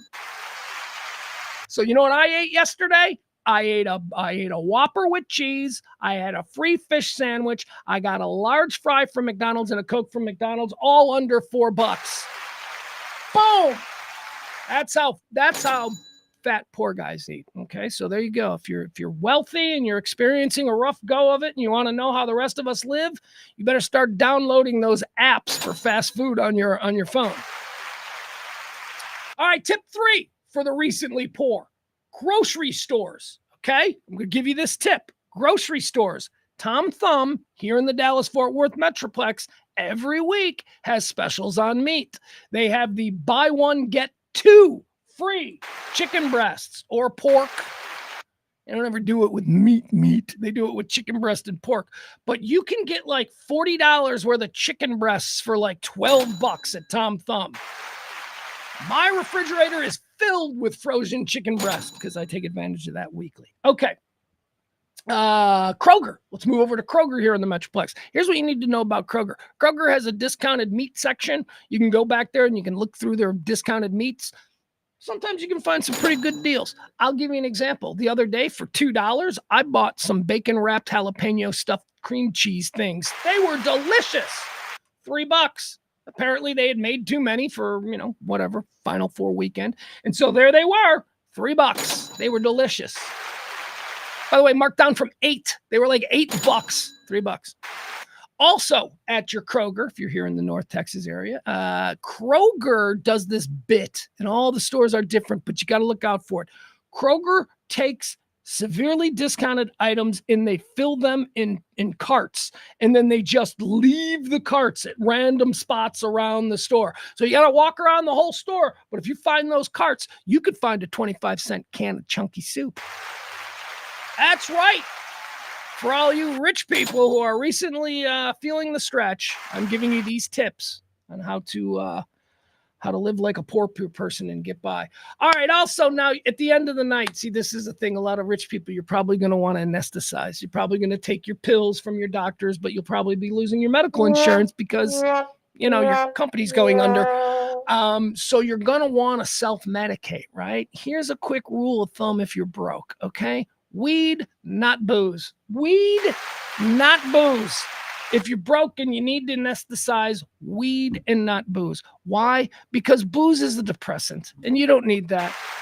Booze just make you sad. You'd be like, I can't believe it last time. And then you start yelling at your wife, and all of a sudden you're in the driveway and the police are there, and it's just, don't do the booze. Don't. When life starts closing in on you, you don't need booze, okay? But yet that's our default.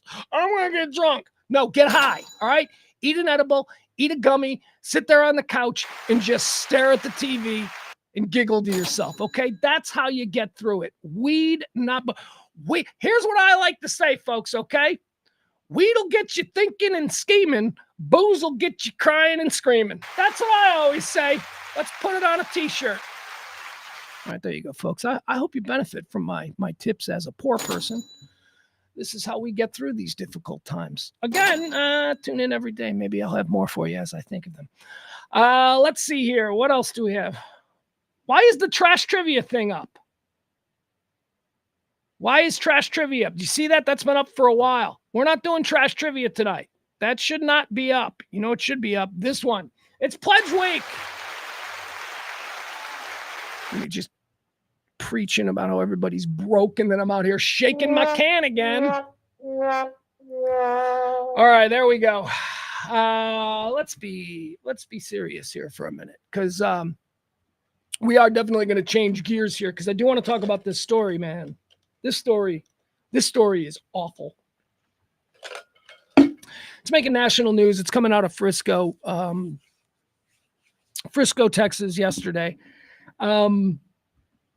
So let me just give you the full context here before we get into this whole thing. So Frisco is in the division that my son plays in, and I've been to this school. This thing happened at Kirkendall Stadium. I've been to Kirkendall Stadium. I mean, these are the kids that my son plays with, right? Dallas's north suburbs, the fancy, well-to-do, Plano, Frisco, McKinney. Everything is so new and so sparkling and clean, and these areas are so incredible. I almost said these are good people, but I don't know. You can't paint with that brush. But as far as all American, upwardly mobile, upper middle class sensibility, educated, that's what we're talking about here in Frisco. These are the kids. These are the parents of these kids. You don't expect this kind of thing to happen at Frisco. You expect this kind of thing, unfortunately, in the lesser neighborhoods, the neighborhoods where those people live, the dangerous neighborhoods where it's lock them up, roll the windows up. But no, this happened at Kirkendall Stadium yesterday. Here, we're just going to let you watch it. I'll let you see how the news covered it here.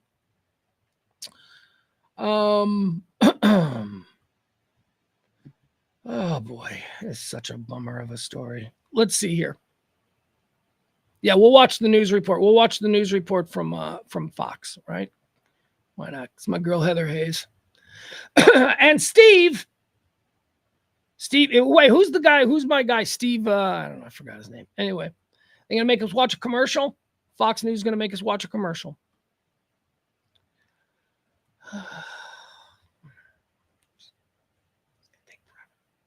It's going to take a little time here.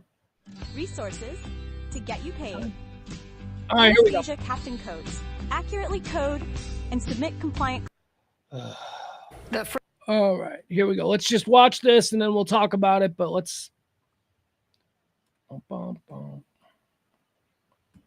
Frisco Memorial High School community gathered tonight in grief after the stabbing death of a teenager at a track meet. Come on, restart, you fucking thing. Why won't you grief after the stabbing? Why won't you restart? Memorial High School community gathered tonight in grief after the stabbing death of a teenager at a track meet. Another teenager, a student at Frisco Centennial, is now charged with the murder. 17-year-old Austin Metcalf's twin brother was at the track with him. His family says he died in his brother's arms. Fox 4's Amelia Jones spoke with the victim's father and is live in Frisco tonight. Amelia. Steve, Heather, 17-year-old Austin Metcalf had a bright future ahead of him. He was a leader on the football field and a scholar in the classroom. His dad told me he's holding on to memories and leaning deep on his faith as he tries to wrap his mind around this senseless tragedy. He was going to turn out to be a great individual and impact this world with positivity. 17-year-old Austin Metcalf was voted MVP of the Frisco Memorial High School varsity football team. The linebacker held a near-perfect GPA and was in the National Honor Society. He was on the right track. He was doing everything right. I was so proud. Jeff Metcalf never imagined that his son's future would be cut short. I'm still in shock. Wednesday morning, Austin Metcalf was at a District 11 5A track meet at Kirkendall Stadium. Around 10 a.m., Frisco police say 17-year-old Carmelo Anthony stabbed Metcalf in the chest after some sort of fight. Jeff Metcalf says it was Austin's twin brother, Hunter Metcalf, who tried to save him. And his brother was holding him, trying to hold the blood in, and he passed my son. Watched his brother die in his arms. It's unclear how Anthony got the knife into the meat or what exactly led up to the fight. Anthony is now facing first-degree murder charges, and Jeff Metcalf It was the best weekend ever. Is only left with memories. I was able to watch and be blessed so much. But having both my sons are amazing. When Jeff Metcalf was diagnosed with cancer 9 years ago, his boys were his strength. Now cancer-free, it's his faith that's keeping him strong. And when I kissed his forehead today, as his body was cold, I ran my fingers through his hair. I told him, it's not goodbye. It's see you later. I'll join you at some point too, son. You just beat me to this place. Wednesday night, the family's church opened its doors for the community to gather for a prayer vigil to honor a young man whose life touched so many. But I know he's with the Lord. And I take comfort and peace in that. In our conversation, Jeff mentioned that he hopes his son's death brings changes to security so no other parent has to go through this. Memorial High School will honor Austin tomorrow during second period, and counselors will be available for any students or staff who need it. All right. So just wanted to let that sort of play out on its own. Yeah, Peter, I get it. There's an issue with the I said from the very beginning. There's a problem with the chat today. I don't know. It's Restream. It's not something that I did. It's all jacked up. And Great. It's all jacked up on Pledge Week, which is not good. Let's focus in. Let's dial in to that story. So here's what supposedly happened. So there was a district champions track meet held at 10 a.m. at Kirkendall Stadium in Frisco. My first thought is, what the, why are we holding a track meet during school hours? Is it inconvenient for somebody? I mean, okay, so I'm not going to get distracted by that. But 10 o'clock in the morning, they decide, let's hold an all district track meet. Let's take kids from all around the area, the district, out of class, and let's see if they can run fast. God, that bothers me. It just bothers me that kids are not in school anymore. Ever. They're never, a full 5-day week is like the rarest thing in the American public school system these days. And now we're having track meets in the middle of a school day. Okay. Can't do that on Saturday. So anyway, they're having it during school hours. And so all of these kids are brought in, and apparently, now I've been reading on Reddit and I've been reading on, Backdoor and all this kind of stuff. There's a lot of different rumors going around, but here is sort of what I think sounds to be the most, consistent of the different stories. So apparently all the track players, the runners, these varsity track kids, they were all gathered together in the stands. And some people say that it was for a photo, like they were taking a big, everybody who made it to this district finals, they were taking this big group photo. And we have our victim, Austin, who was standing there with his twin brother, and apparently the assailant, Carmelo Anthony, original name. The assailant, Carmelo Anthony, was apparently standing in the wrong spot. Austin, the victim, told him that he was in the wrong spot, at which point this guy apparently reacted like a fucking asshole. Hey, you're in the wrong spot. Your team is back over there. Don't tell me, motherfucker. Is that the fucking response from this 17-year-old monster whose next move was to pull a knife that he somehow smuggled into a fucking high school track meet and kill this kid, stab him in the chest in front of his twin brother? Fuck. Yeah, he's an animal, okay? Carmelo Anthony is an animal. And you know what else? That's thug behavior. Thug behavior. Erased it. Fuck you. We ain't playing that game anymore. We know what a thug is. That's a fucking bullshit thug out there in nice Frisco, told to move, pulls a knife, murders a kid, murders the varsity MVP, murders a kid with a 4.0 grade point average. I hope he fries. No, I don't. I'm just angry. I'm angry because I have a kid who plays in that league with those kids. I don't hope he fries. I hope he goes to jail forever. I hope he goes to jail for a long time. I don't know. I'm glad I don't have to make these decisions. Move, you're standing in the wrong spot. And that response from a high school kid. And what is he doing with a knife? How did he get a knife? Why did he bring a knife in? Did he show up to the track meet all thug? You're from fucking Frisco, thug. Okay? Stop it. You're not hard. You're from Frisco. Your parents' home costs probably $500,000 at least. Okay? You're not hard from the streets, Carmelo.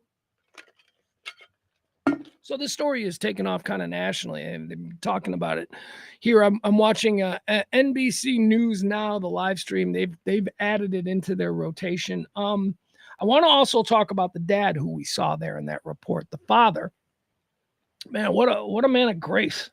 Holy cow. This is not a criticism, okay? So don't get this twisted, Adam. Like, this is the kind of thing that Adam goes, bleh. It's not a criticism. Were my son to have been murdered a couple hours earlier, I am not in my front yard talking to the media about it. I'm just not. I'm sorry. And I probably shouldn't be, because the way I would speak in that moment would certainly not be as composed and full of grace and humanity as that father who lost his son. Here it is right now. I'm looking at it right now. Look at this on the TV. See that? Oh, you got to look through that thing. See, they're showing them right now. MSNBC or NBC is really pushing this. Texas high school student fatally stabbed. All right. I'll move this back to me now. Sorry about that. This father, man. His father, he's out there. This is where, me, I'm not a man of faith. I was raised Catholic. I consider myself a lapsed Catholic. Don't believe in organized religion. I don't think that it's a good thing, but I begrudge nobody their faith. And this is when I guess your faith is important, because that father is obviously a man of very deep faith. He's even wearing, the Christian shirt out there, and he's talking about, forgiveness. And I mean, he was angry. I mean, he flat out called the kid who did this a murderous monster. He's a monster, but he also said that he forgave him. He also said, well, you can see, and you can read the whole interview. He said some incredibly graceful things. And I'm watching him and I'm like, I couldn't do that. That is not what I would have been able to do.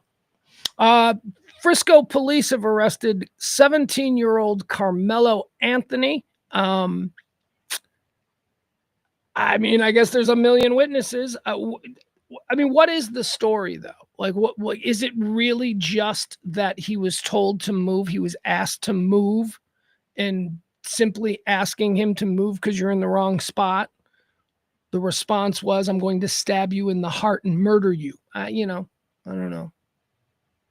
Can I also say something, since we're just talking, and again, don't take this to mean anything other than just someone from my experience, my world, my life experience looking at this. I'm an only child. My son is an only child. This kid who tragically passed yesterday was a twin. And again, stop it. What I'm saying is, I'm wondering,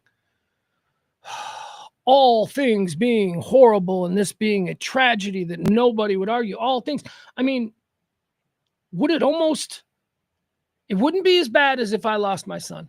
I'm just saying it that way. If you've only got one child and this happens, oh God, maybe that's why I couldn't be out there on there. Maybe his faith, the combination of his faith and the fact that he's got a twin.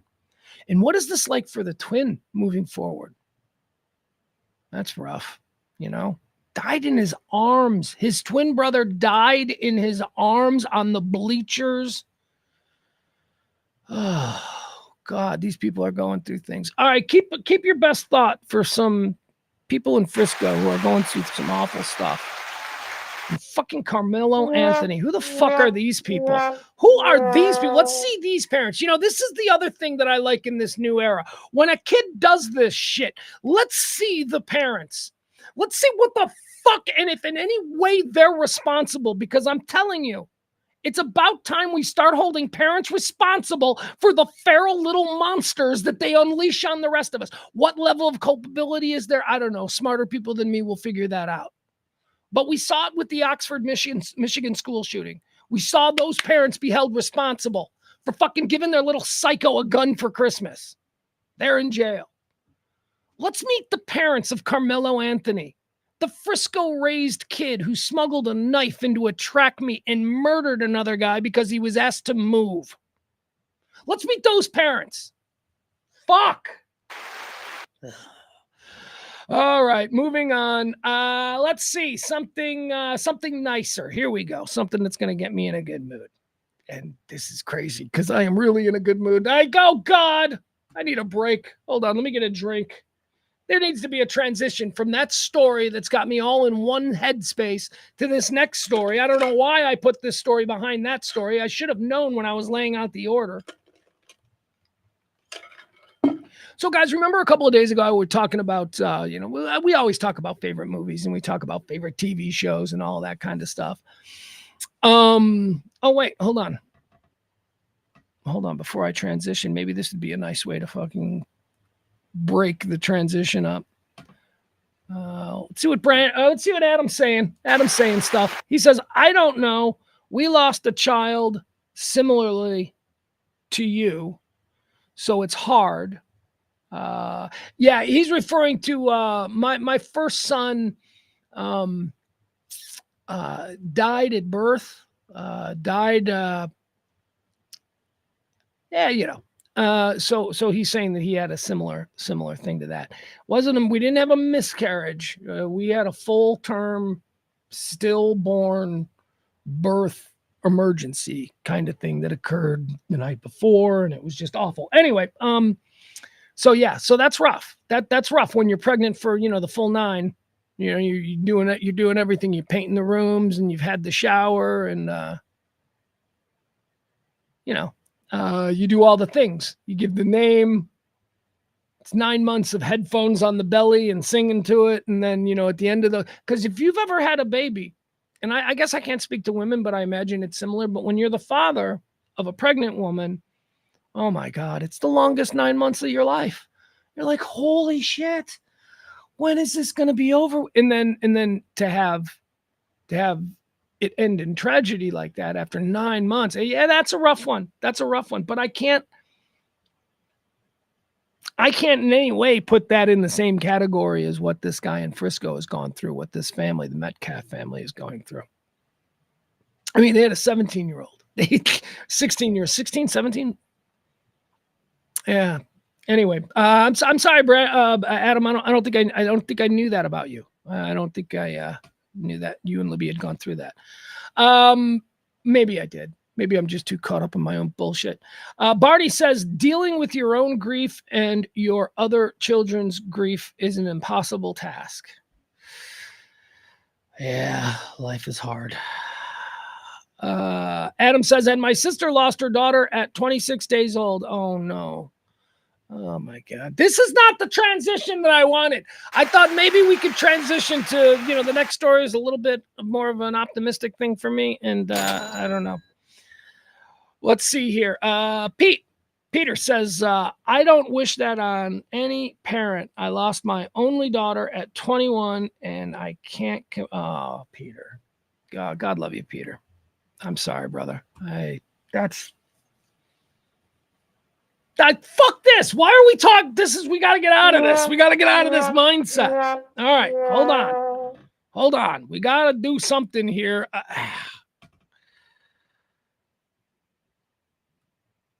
Okay. In other news, here on the Rant. Sorry. Just felt like closing that. Maybe an artificial barrier. We can move on now. Hey, maybe we talk about trash trivia. There we go. That's right, folks. Mark it in your calendar. I'm doing whatever I can to create some space between these stories. Join us on Tuesday night at the back 9 for trash trivia. Oh, do we have fun? Is there anybody in the chat room that listens to this show that thinks they can take down Big Bill Folk, the king of trivia? I don't know. Come one, come all. Oh, by the way, Bill, I am so sorry. Bill, you are owed something. Bill, you won a $20 gift card or something like that. We didn't give it to you on Tuesday. So you got that coming to you on Tuesday if you show up. So you're going to walk in. You're already going to have that gift card. Buy your hamburger or your drinks or whatever it is. But come one, come all. Tuesday night, the back 9 in Addison, 4060 Beltline Road in beautiful Addison. It's Trash Trivia, hosted by yours truly. There you go. How about Pledge Week? Yeah, we'll add this in here. Another little barrier between that horrible story out of Frisco. Yeah, there's a pop-up on my TV. The pop-up on my TV is showing me Yoked Grandpa. You know Yoked Grandpa? He's the exercise grandpa. He's like 80 years old, and he's like ripped. And he's got like a big like Santa Claus beard. And he's like, ugh. I like Yoked Grandpa. But I'm betting that Grandpa was yoked long before he was Grandpa. Like, I think he was 25-year-old yoked Grandpa. Like, me seeing that with this body You know, this has been this body for 50 something years. I don't think if I just all of a sudden went, I'm going to start getting really defined and yoked, I don't think my body would react. My body would be like, fuck you. What is wrong with you? I think the only reason that yoked grandpa looks like yoked grandpa because yoked grandpa used to be yoked young man. That's why. That's what I say. All right, Jeff Ballard trying to get us on a lighter note. I think that's worthy of it. Jeff, what say you? He says, on a lighter note, I got a piece of ass last night. Yep, my finger broke through the look at that. Hey, that's how we do. A little bit of jokes in the chat room. I know I didn't say the punchline. I made you read it. Jeff said he got a piece of ass last night. His finger broke through the toilet paper. Boom. See that? That's a joke. That's from our executive producer. That's the king of corn, Jeff there. All right. Once again, we're trying to raise money for this week. So come on, help us out. Drop a tip. Let's move on to a story that I'm actually excited about. Okay. I've been telling you about, we've been clocking Quentin Tarantino, right? We've been clocking like what he's doing because he said he's making one more film. He's making one more film and then that's going to be it. Now that one film was supposed to be The Critic, which he had written a script for and he had gotten it all cast. And The Critic was the story of a film critic in the 1970s who writes for a porno mag. Like he's like a film critic for Hustler or something like that. And it's just about the life of a film critic. And it seemed like, look, in the hands of Quentin Tarantino, anything can be really cool. But I love Quentin Tarantino's view of American popular culture of that era. Whether it's the music that he chose for Reservoir Dogs, which was a throwback to the 1970s, whether it was the entirety of the film Once Upon a Time in Hollywood, which I just absolutely love. Jackie Brown also had a lot of really fond, sort of romanticized views of 70s culture and all that. So I love when Quentin Tarantino delves into his childhood because his childhood is like my childhood. We all have the same, reference points. So that's very cool. And The Critic was something that I was very interested in. Unfortunately, Quentin Tarantino got to the point where the rubber he needed to hit the road on The Critic, and he said, yeah, no, never mind. We're going to pull the plug on that. So after months and months of, people being excited about more information regarding Quentin Tarantino's final directorial film, The Critic, it went away. So we don't know what Quentin Tarantino is doing now. Now, one of the things that we do know about The Critic, and I love this about The Critic, was that Quentin Tarantino had wanted to, where possible, integrate all of the characters from his, not all of them, but where possible, characters from other movies to appear in The Critic as themselves. Like, maybe he would get Vince Vega, from Reservoir Dogs, or John Travolta from Pulp Fiction. Who was he Vic Vega in Pulp Fiction? Vince was Reservoir Dogs. Vic was that. Maybe, who knows? What other? Maybe Jackie Brown or whatever shows up, in a scene in his final movie. That's kind of what he wanted to do. And one of the characters that he was putting in there was Cliff Booth. Cliff Booth was going to be a character in The Critic. Cliff Booth is, of course, Brad Pitt's character from Once Upon a Time in Hollywood. He's the Hollywood stuntman and all that. So in the film The Critic, Cliff Booth was supposed to have a very big role. And Brad Pitt had agreed to play it. Brad Pitt was like, yeah, I'll play that. I love that character. That character's cool. I'll play him again. So The Critic got pulled. But guess what didn't get pulled? Quentin Tarantino decided that he is going to make one more thing. He is not going to direct it, though. He's going to let somebody else direct this. But it will be his final script that he will be writing. And Quentin Tarantino signed the deal yesterday with Netflix. It's going to be a Netflix thing. A sequel to Once Upon a Time in Hollywood. My favorite Quentin Tarantino movie is getting more from the story. A sequel to Once Upon a Time in Hollywood, a script written by Quentin Tarantino, has been purchased by Netflix. Quentin Tarantino says he does not want to direct it, but he has chosen the person he does want to direct this Once Upon a Time in Hollywood. Someone who also coincidentally has a deal with Netflix, David Fincher. David Fincher will be directing a Quentin Tarantino script that will serve as a sequel to Once Upon a Time in Hollywood, my favorite Quentin Tarantino movie. Yes, please. Yes, please. I'm so very excited about that. I'm telling you, this is going to be awesome. Brad Pitt is signed on to star. Here, let me give you the story exactly how it's being. Because look, man, this is an incredible teaming of Quentin Tarantino and David Fincher. I mean, Quentin Tarantino used to write scripts all the time before he was allowed to direct. He wrote True Romance. He wrote, what else did he write? He wrote something else that was really good that's associated with another director. Here's the story. David Fincher to direct Brad Pitt in Once Upon a Time in Hollywood Netflix follow-up from original Tarantino script.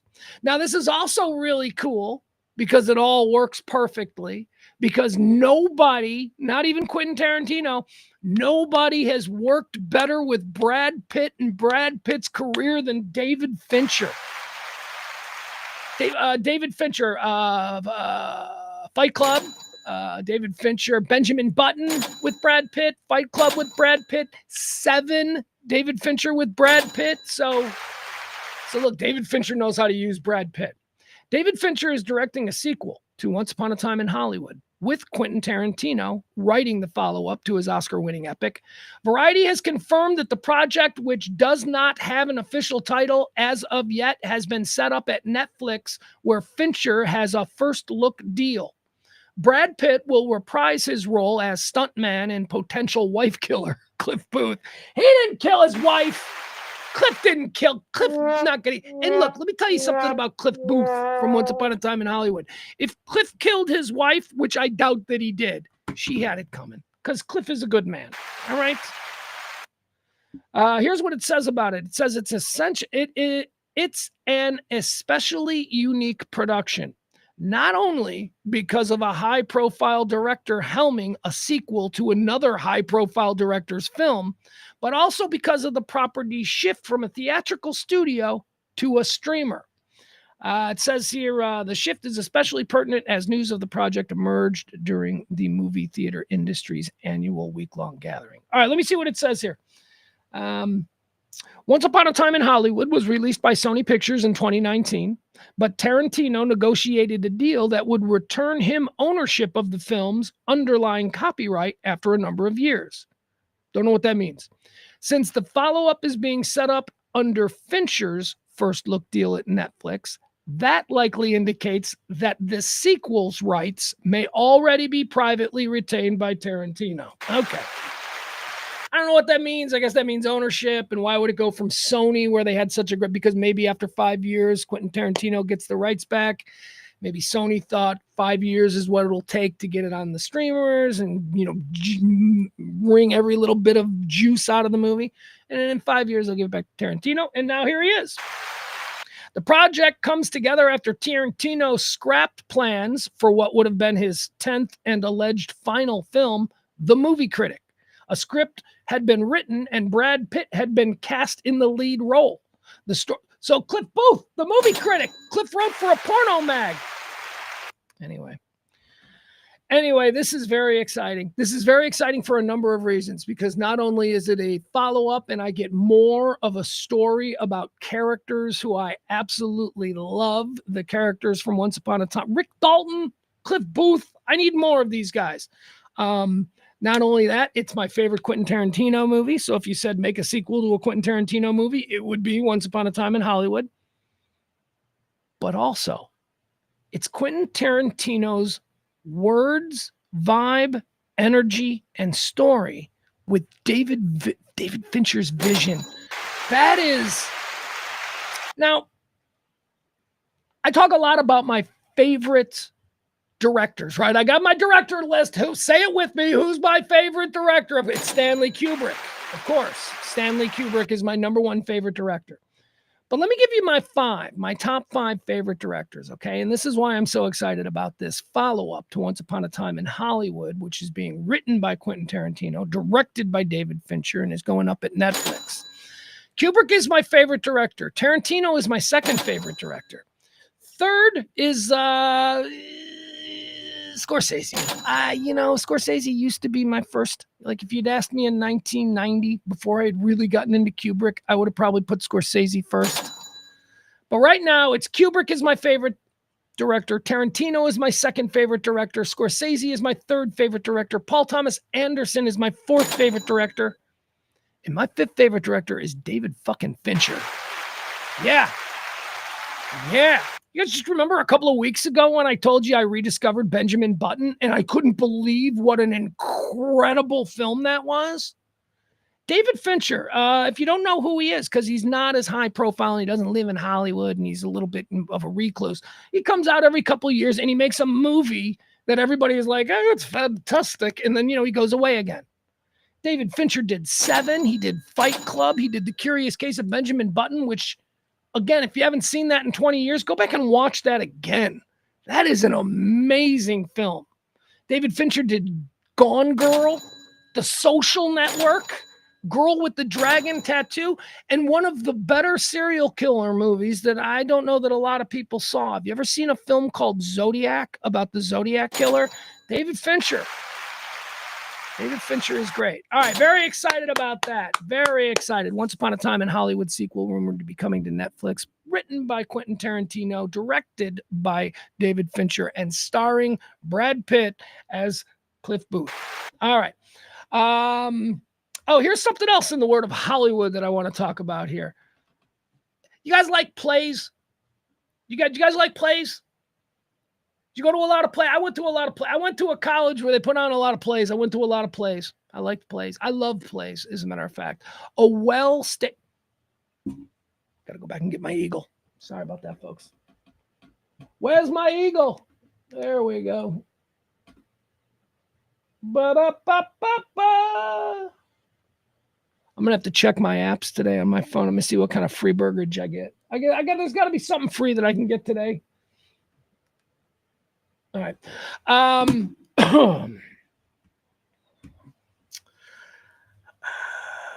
like plays. I don't like musicals.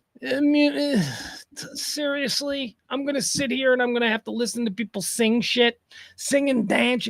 Oh, blah, blah, blah, storyline. I don't care. I don't want you singing shit. Look, if you want to have a normal thing and, a couple of times, maybe just stop and do a musical number, but then go back to talking like normal people, might work with that. That might be something I could, do. But the singing of everything is just so lame. Ugh. So I don't like that. But I like a good play, man. I like a good play. And do you know what really gets me excited about plays? When you hear actors take the scene, enter a scene, and in a play, you can hear their steps on the footboards of the stage. You can hear this. I don't know. It's something really unique about watching a live stage performance that really gets me. I'm like, yeah, that's so cool. Here it comes stomping out. I love that. I don't know. There's something cool about plays, a well-done play. Dialogue. If you're a big dialogue person, if you like dialogue and you like acting, I mean, that's pretty much at its most purest form. You're not being distracted by any special effects or all that. Well, I mean, I guess some. You go to Broadway, you see some of that stuff. Anyway, there was a play. Only rich people. Anybody who gets to see this is probably a rich person because it's on Broadway right now. And I have to tell you, I have not been moved to want to, see a Broadway play until this one. Look at this cast. I want to talk to you about Glengarry Glen Ross. Have you seen the movie? Glengarry Glen Ross.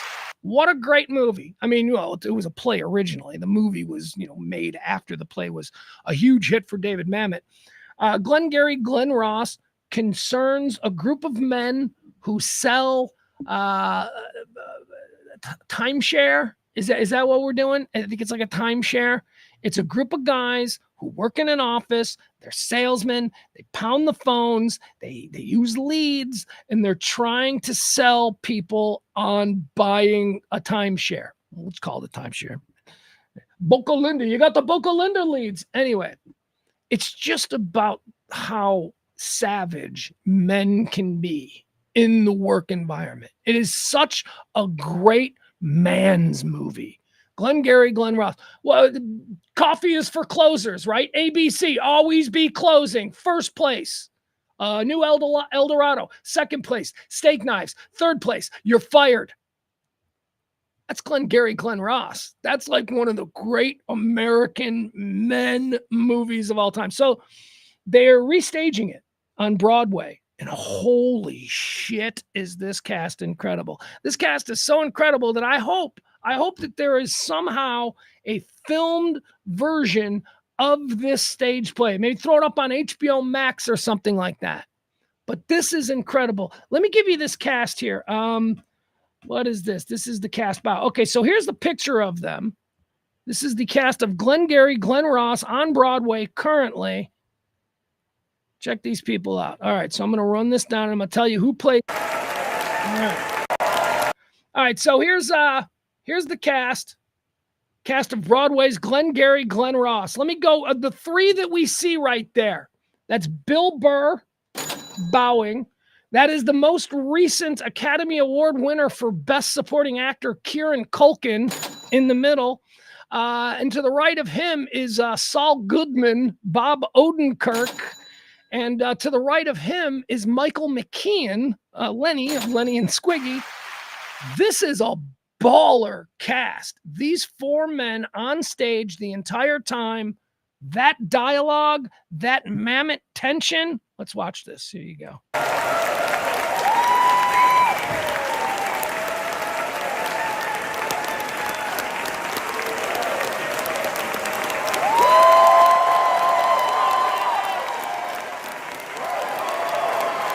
Michael McKean, Bill Burr,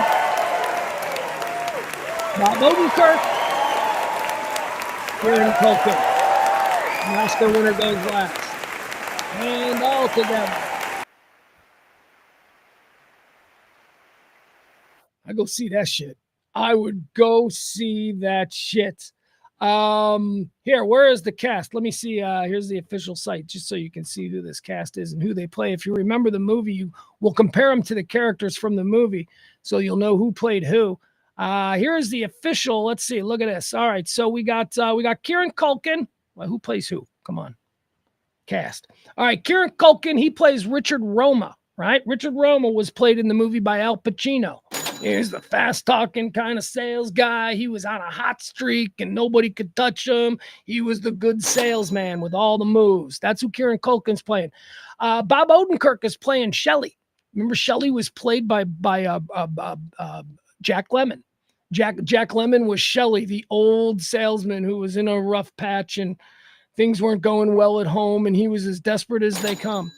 Bill Burr is playing Dave Moss. Dave Moss in the movie was played by Ed Harris. Dave Moss doesn't believe any of Richard Roma's bullshit. He thinks Richard Roma's got to be cheating somehow. Dave Ross is trying to get Shelley to come over to his way of seeing it. What a freaking cast. Michael McKean plays George Aronow. I don't remember who was George. Was that Alan Arkin? I think that was Alan Arkin. Again, another older salesman, a little bit more composed, but also panicking about the leads. Doesn't know why he's not getting the good leads. And then who else do we got? Who in the movie Glengarry Glen Ross did Alec Baldwin play? Because that's obviously the character that comes in for one scene and steals everything, right? He's the always be closing, coffee is for closers. Everything that people quote from Glengarry Glen Ross comes from that 1 5-minute Alec Baldwin scene. And then I don't think we ever saw him again in the movie. He was the guy who was sent from downtown to get these slacker salesmen fired up to hit the phones and make some sales. I think, is that John Williamson? Maybe. That's who this guy is, being played by Donald Weber Jr. Think that's him? All right. Anyway, man, there's got to be a way for me or all of us who can't go to Broadway. There's got to be a way for us to be able to see this. Hopefully it'll be filmed, be put out on like one of the streamers or something, and we'll be able to see it that way. Let me see Hamilton. I didn't want to see that bunch of singing. They let me see that. Why can't they let me see this? This looks incredible. All right. Now, one of the other reasons that I think it looks incredible is because, I'm a big Bill Burr fan. I love Bill Burr. Bill Burr, nobody represents the way I see the world and the way I feel. He expresses himself in a funny way that is exactly how I feel about stuff. I'm just tired of the nonsense. Here is Bill Burr on the red carpet. This was here. This is him. I think this is the red carpet 4. Was this the opening of Glengarry Glen Ross? I'm not sure. But just look at the way Bill Burr is now dealing with the media. I mean, this is incredibly cool. Tell us about your reaction to Luigi Mangione. I was reading up, that perhaps you've been supportive of what he did. What is your take on that? If you were reading up, I don't think you read up on it. Because I said what I felt about it, and I said what a lot of people said. Some people took it that way. So could you clarify what you think? No, I'm not going to just have some controversial moment so you can get clicks. I'm not doing that. I'm here for Conan. I'm not doing all of this.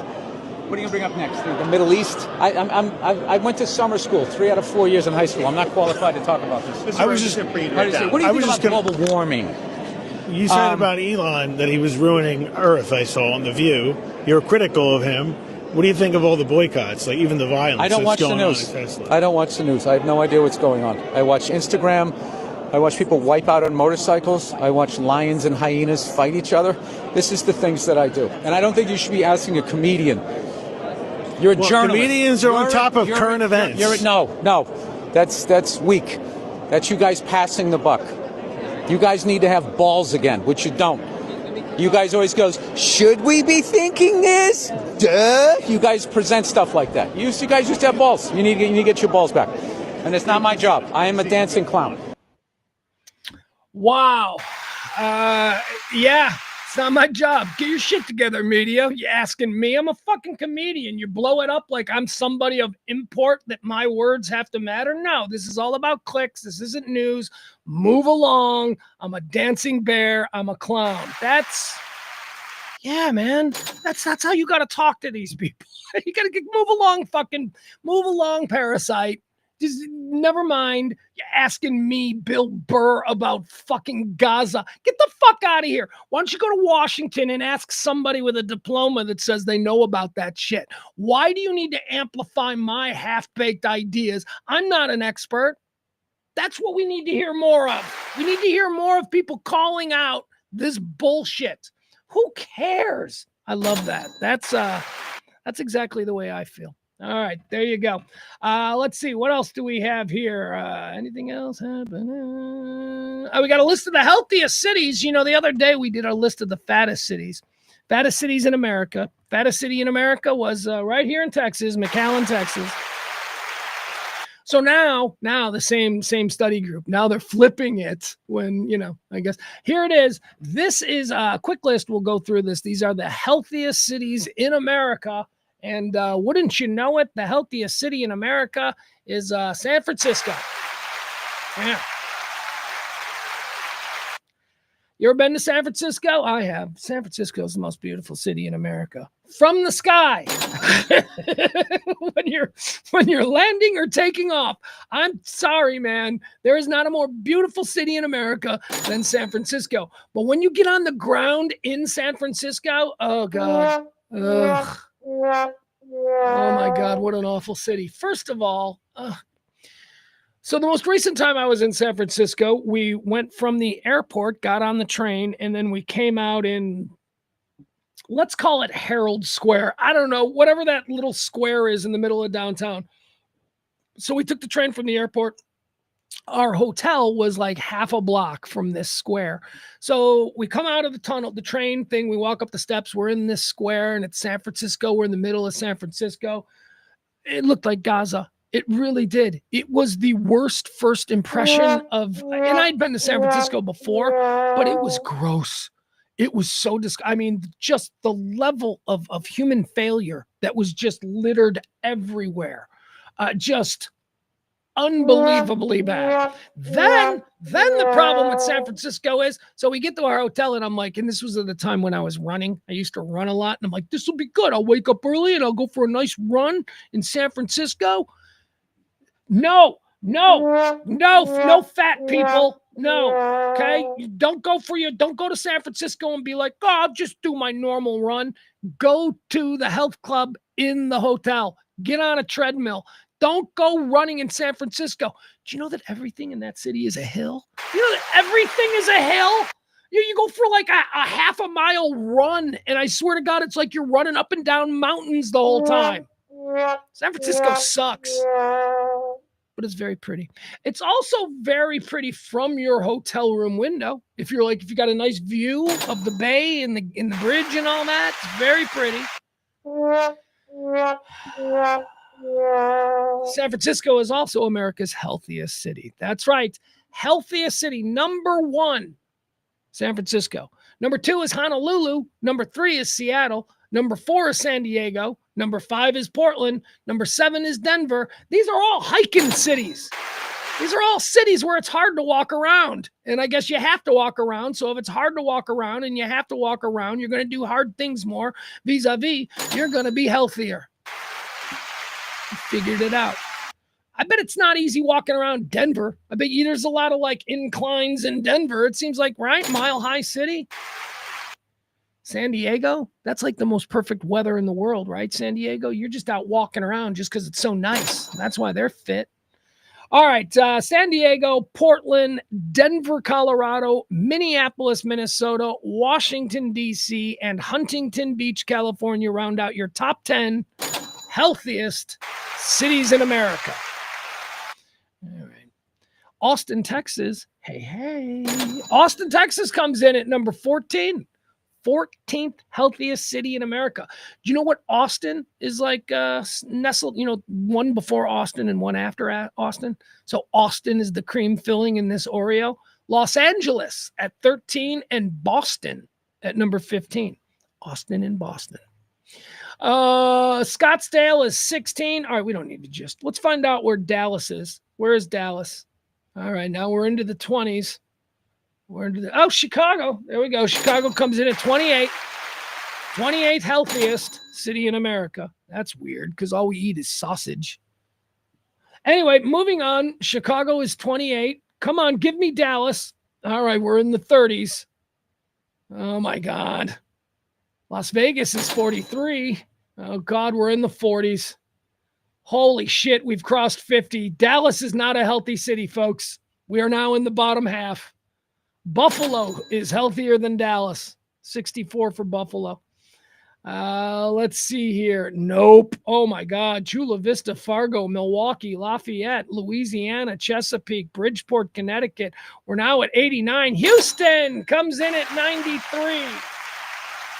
Houston is the 93rd least healthy city in America. All right. Now, there we go. Dallas. Look at us. Look at us. Dallas is 99. Didn't make it to the triples. Still in the double digits. That's a victory. Let's take that. 99 is not good. Sorry, Dallas. Study finds. San Francisco is the healthiest city in America, and Dallas is the 99th. What was Chicago? 24? Something like that. Houston was 94, I think. All right, let's see. What else do we have? Oh, we got another one here. I don't know. Is this a trend? A couple of weeks ago, we talked about the big story coming out of North Texas was, of course, the situation at Dallas-Fort Worth International Airport, Terminal D, Spirit and Frontier Air. I always like to make that known because I think it's important information to know what kind of traveler are we dealing with here.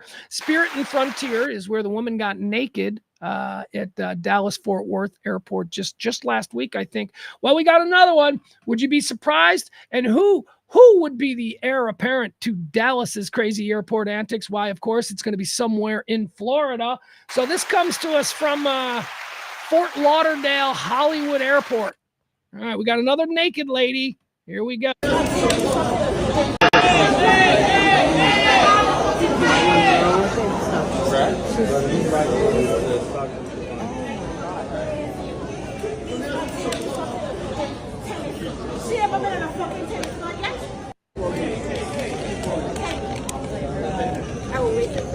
All right, this naked lady is a little more in control than the lady we had in Dallas. The lady in Dallas was like, throwing her cell phone at flat screen TVs. She was stabbing dudes in the face with fucking pencils. She was out there. She was obviously having a moment. This sister's just had enough. I don't think this girl is crazy. I think that she's just had enough. And I'll tell you, because of the way that she's dealing with police. Remember the lady in Dallas when the cops or the lady tried to hand a blanket or a jacket to her and she freaked out? She was like, that's crazy. This woman is being offered stuff from police and she's being, she's being cool. I don't know, cool is the word, but she's being calm and she understands what's happening here and she's explaining why she's getting naked. I think she's just had enough. She's like, fuck this. Here we go. See, look right here. She just gave a nod of to the cop, like, yeah, we're in agreement here. Yeah. I will wait for this. Something on. She just said thank you. All right. Come on, it's fine. Stop recording. All right, there you go. Don't have any real information on it. Hold on, let me see what it says here in the story. Spirit Airlines passenger. There we go.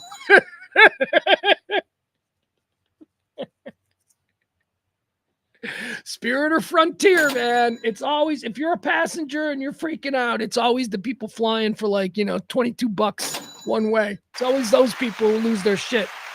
Spirit Airlines passenger has a meltdown, takes her clothes off during an argument at the airport. The woman was seen with minimal clothes on, yelling at someone before a police officer arrived and told her to put her shirt back on.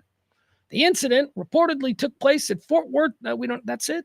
That's all we got. We got no more info. All right, whatever. It doesn't matter. We got the video. The video's better than anything. Oh, you know what? Here's something. I wanted to mention this. That this is not it's not a story we're going to get. Bill Burr. Remember Bill Burr just was kind of preaching to the media. We watched the video of him saying, you guys, you just be better. You're just trying to get clicks. You're just interested. You're not even telling we just saw that. So I wanted to bring this to your attention. This is from the New York Times, and I just titled this New York Times bullshit. Okay? This is a New York Times. Oh, the New York Times. It's the most important. No, fuck those people. Seriously, the New York Times, fire everybody. That's some bullshit. They can't believe that they're being questioned now. The New York Times was beyond reproach for years and years. Well, if the Times said it, now all of a sudden people are like, yeah, that power went to your head and you fucking people suck. You people have done a lot of bullshit over the last few years. We're starting to call you out on it. I think the New York Times can get good again. I think the Washington Post can get good again. I believe in journalistic institutions. I believe that we need these things. We need to trust somebody. But the New York Times is garbage. And here's an example of it. This is from today. The New York Times had a headline, completely unnecessary headline. Here's the headline. Easter eggs are so expensive, Americans are dying potatoes. That's the headline they went with. Easter eggs are so expensive. First of all, the price of eggs has dropped significantly. I was just at the store yesterday. Eggs are like $2 something. That's fine. That's what they should be. So stop it, New York Times. New York Times trying to alarm people. Easter eggs are so expensive. People are using potatoes. No, they're not. They're not fucking using potatoes. In fact, when you click on the story and you read the story, as I did in the New York Times, they never even mention fucking potatoes. The whole story is about how an egg dairy in Connecticut, who has some yearly traditional massive Easter egg roll and hunt, like it's supposed to be like the largest and longest running Easter egg roll hunt ever. The New York Times story is about how this dairy this year is using plastic eggs for the first time. Plastic eggs with little things stuffed inside of them. That's what. So the New York Times took this bit of information and they decided to use it as sort of a let's gin them up. Let's get everybody scared about the price. It's fucking nonsense. And here's why it's nonsense. Not once in this article does the New York Times make mention of the fact that this is pretty fucking standard behavior since the 1970s, okay? This is not some indication of the president's poor and failing economic policies. The New York Times has to go with a screaming headline Easter eggs are so expensive. People are painting tomatoes. No, they're not. And the story is about an egg roll, an Easter egg hunt or whatever. That's the largest in the nation that is using plastic eggs this year. Now, they're using plastic eggs for the first time this year for a number of reasons. They think it'll be better, and it's, you're not using actual food, and that's wasteful and blah, blah, blah. Okay. But my point is this. The New York Times acted in this article like we haven't been doing Easter egg hunts with plastic eggs since I'm 3. Okay? Every Easter egg hunt that I have ever been involved in involved plastic eggs. I don't think I've ever been on an Easter egg hunt where we were actually looking for real food. That's not a thing. So fuck you, New York Times. What are you, so detached from regular people that you think plastic Easter eggs is a new thing and somehow an indication of this failing economy? Stop it. You're trying too hard. Trying too hard with this bullshit. And by the way, where in the stories do you talk about potatoes? I know now, granted, I only read about 70% of the story before I got so mad. Maybe you talk about potatoes later on, but fuck you, New York Times.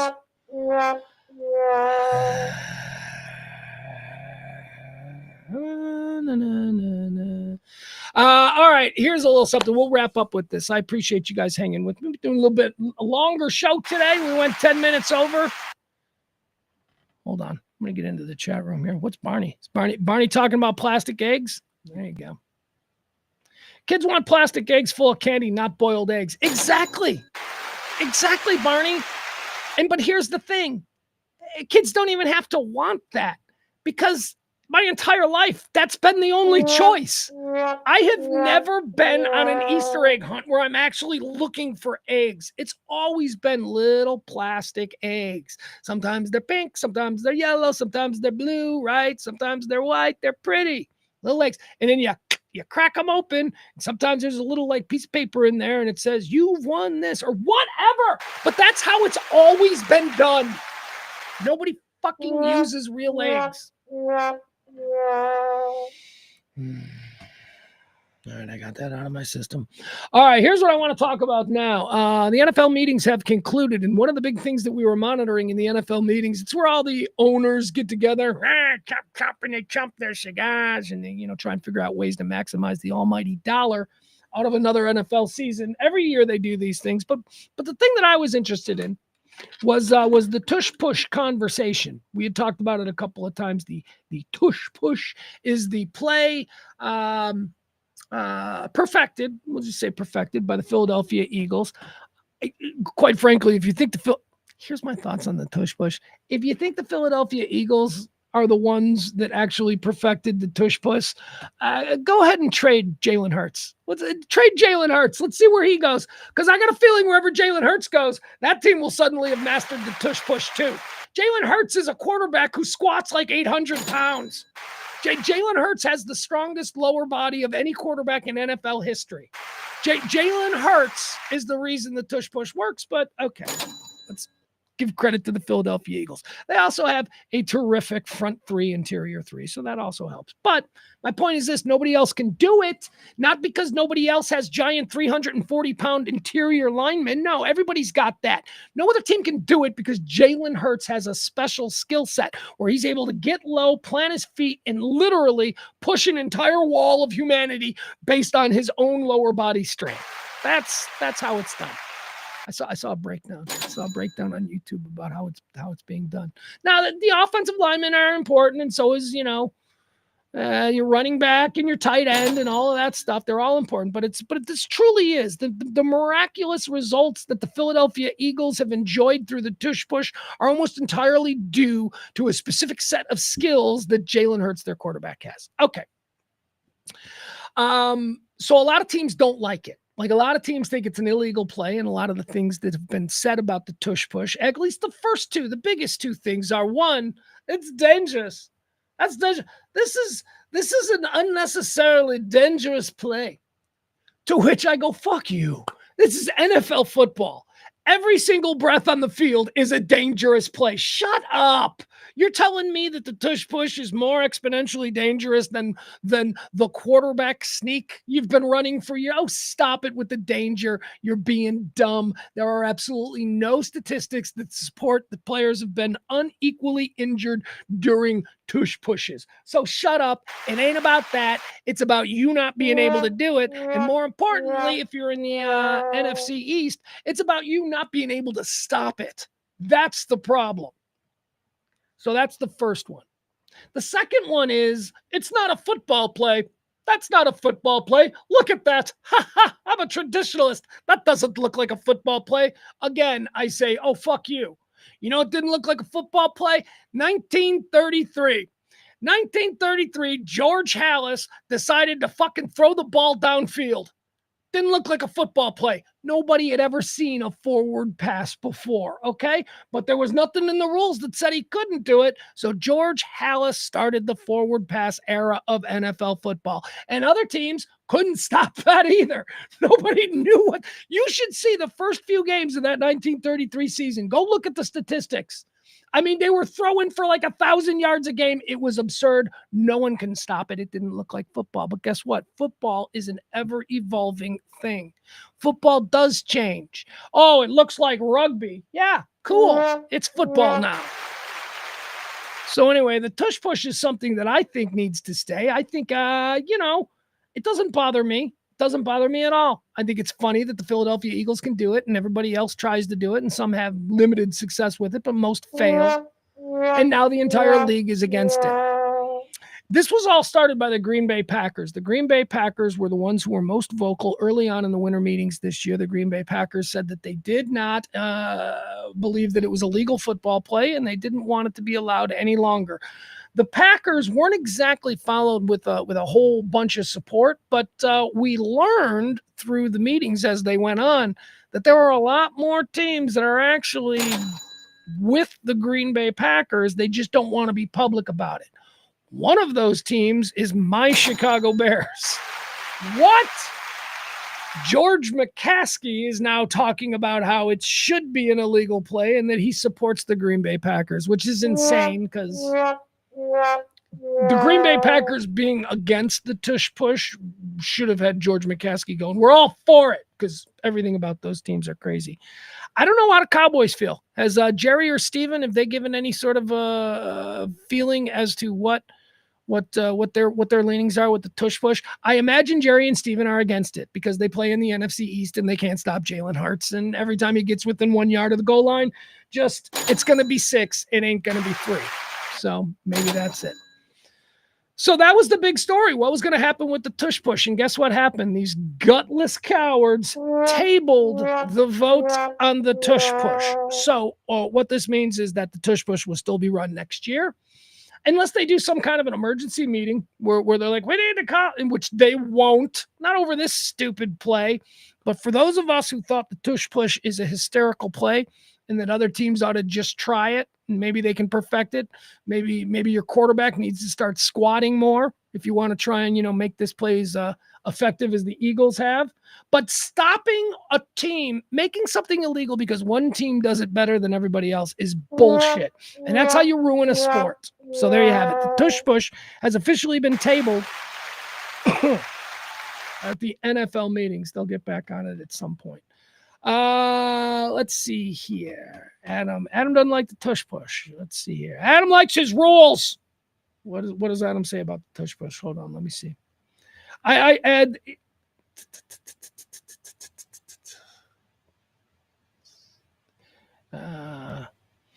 Adam says it should be illegal because it was supposedly banned to push a ball carrier previously. I don't see why this was ever allowed.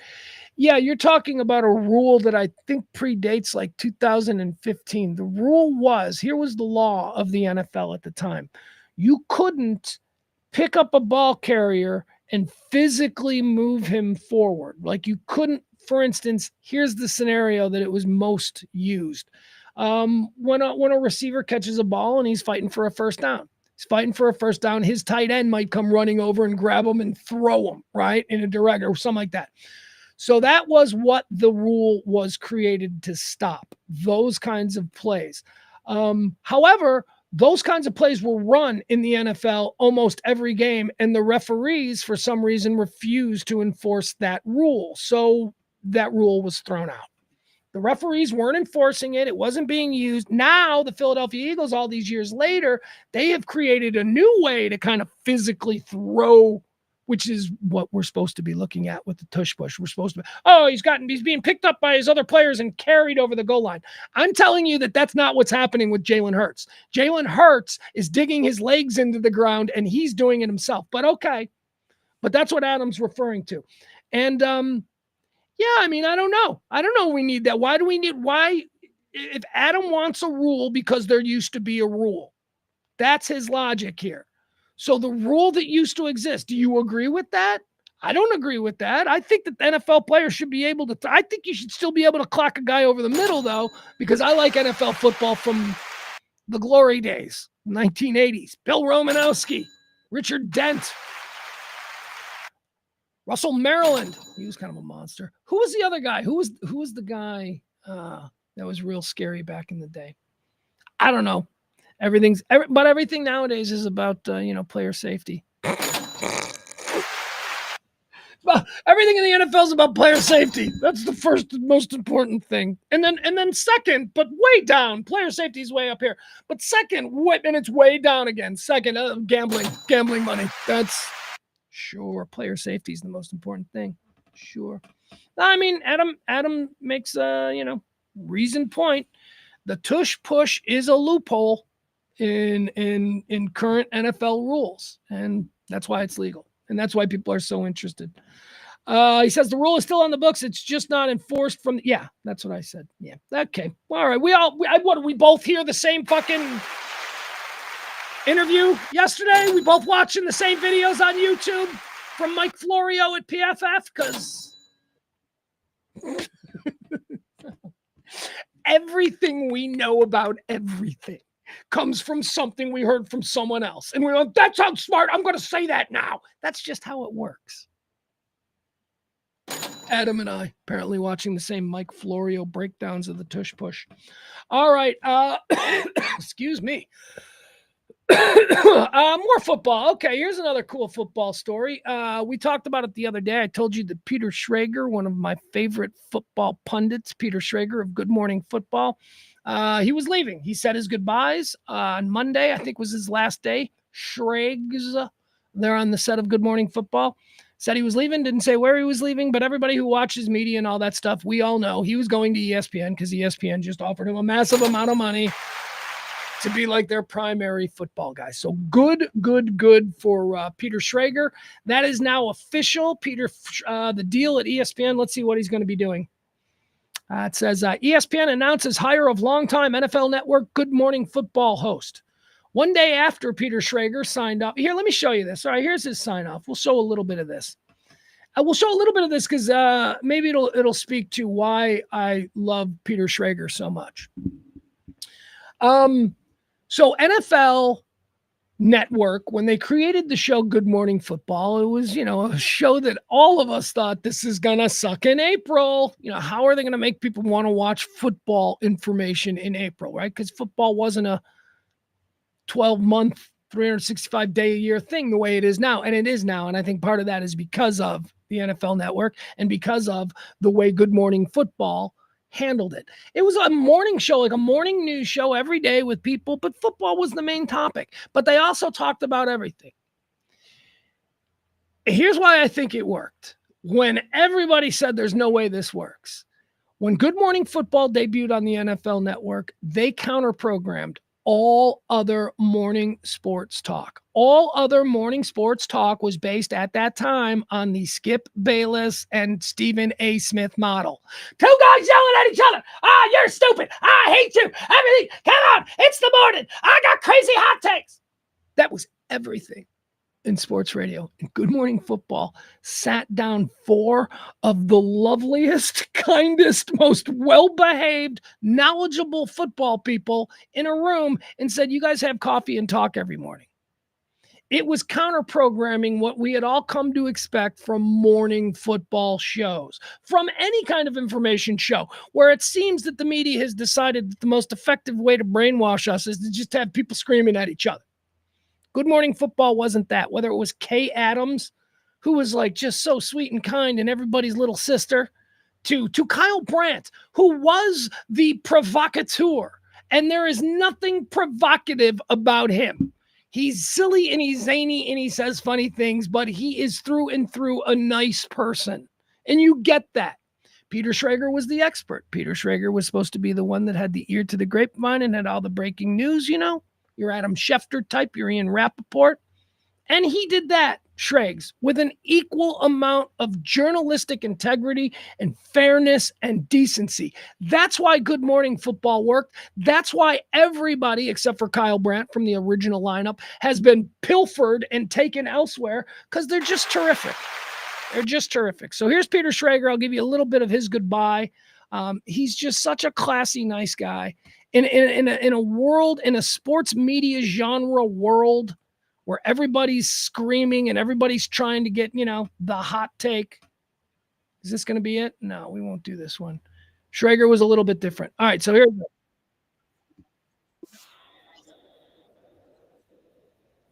Yep, we'll do this one. All right, here we go.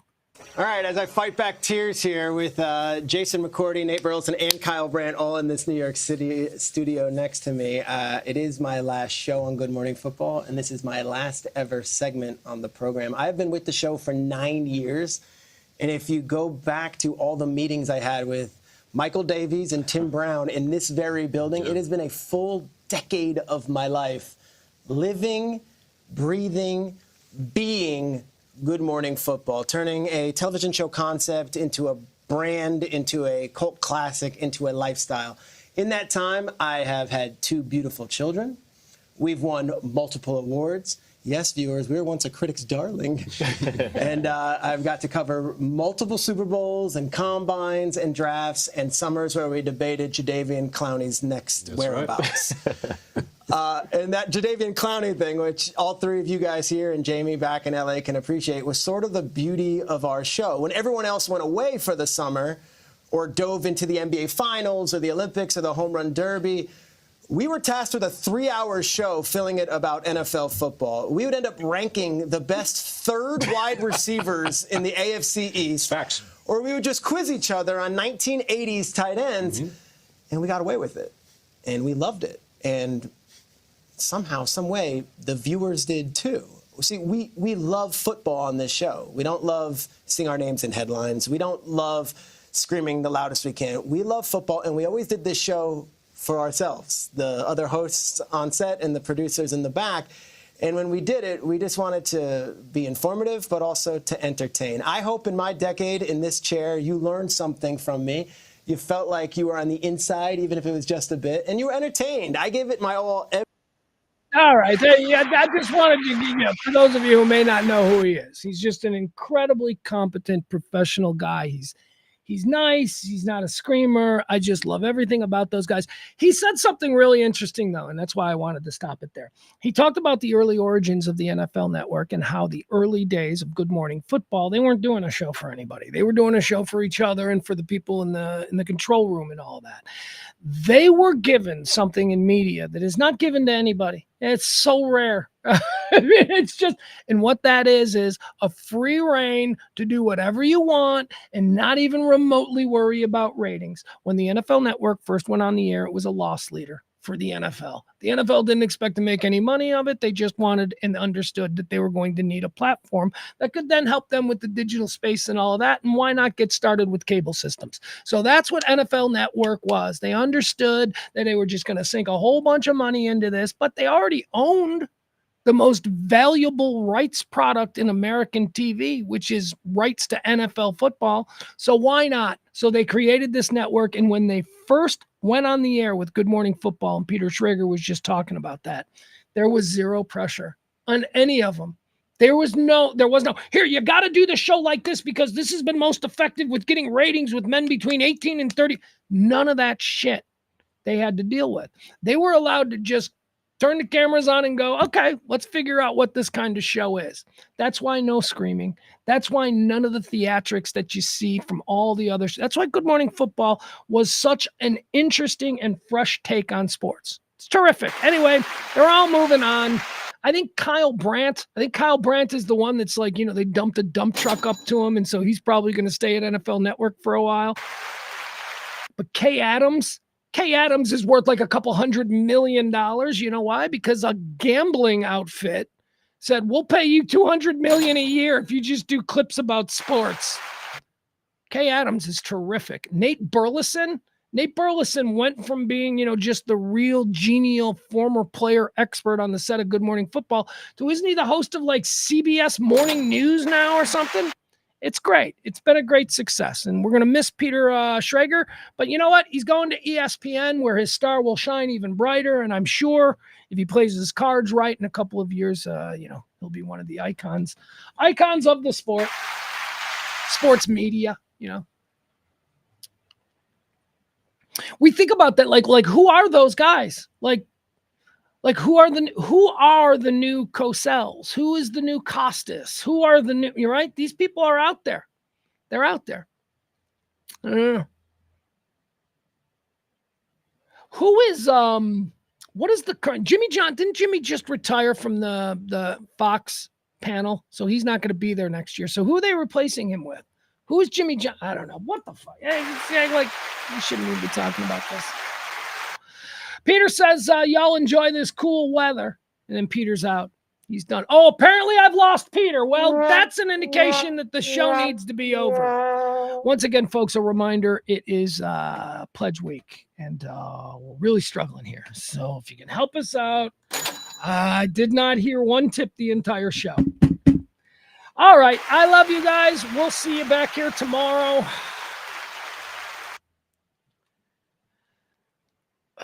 Stretching. I got a bunch of stuff to do. It is nice and cool, though. Peter is right. It is nice and cool out there. Let's see what the current temperature is.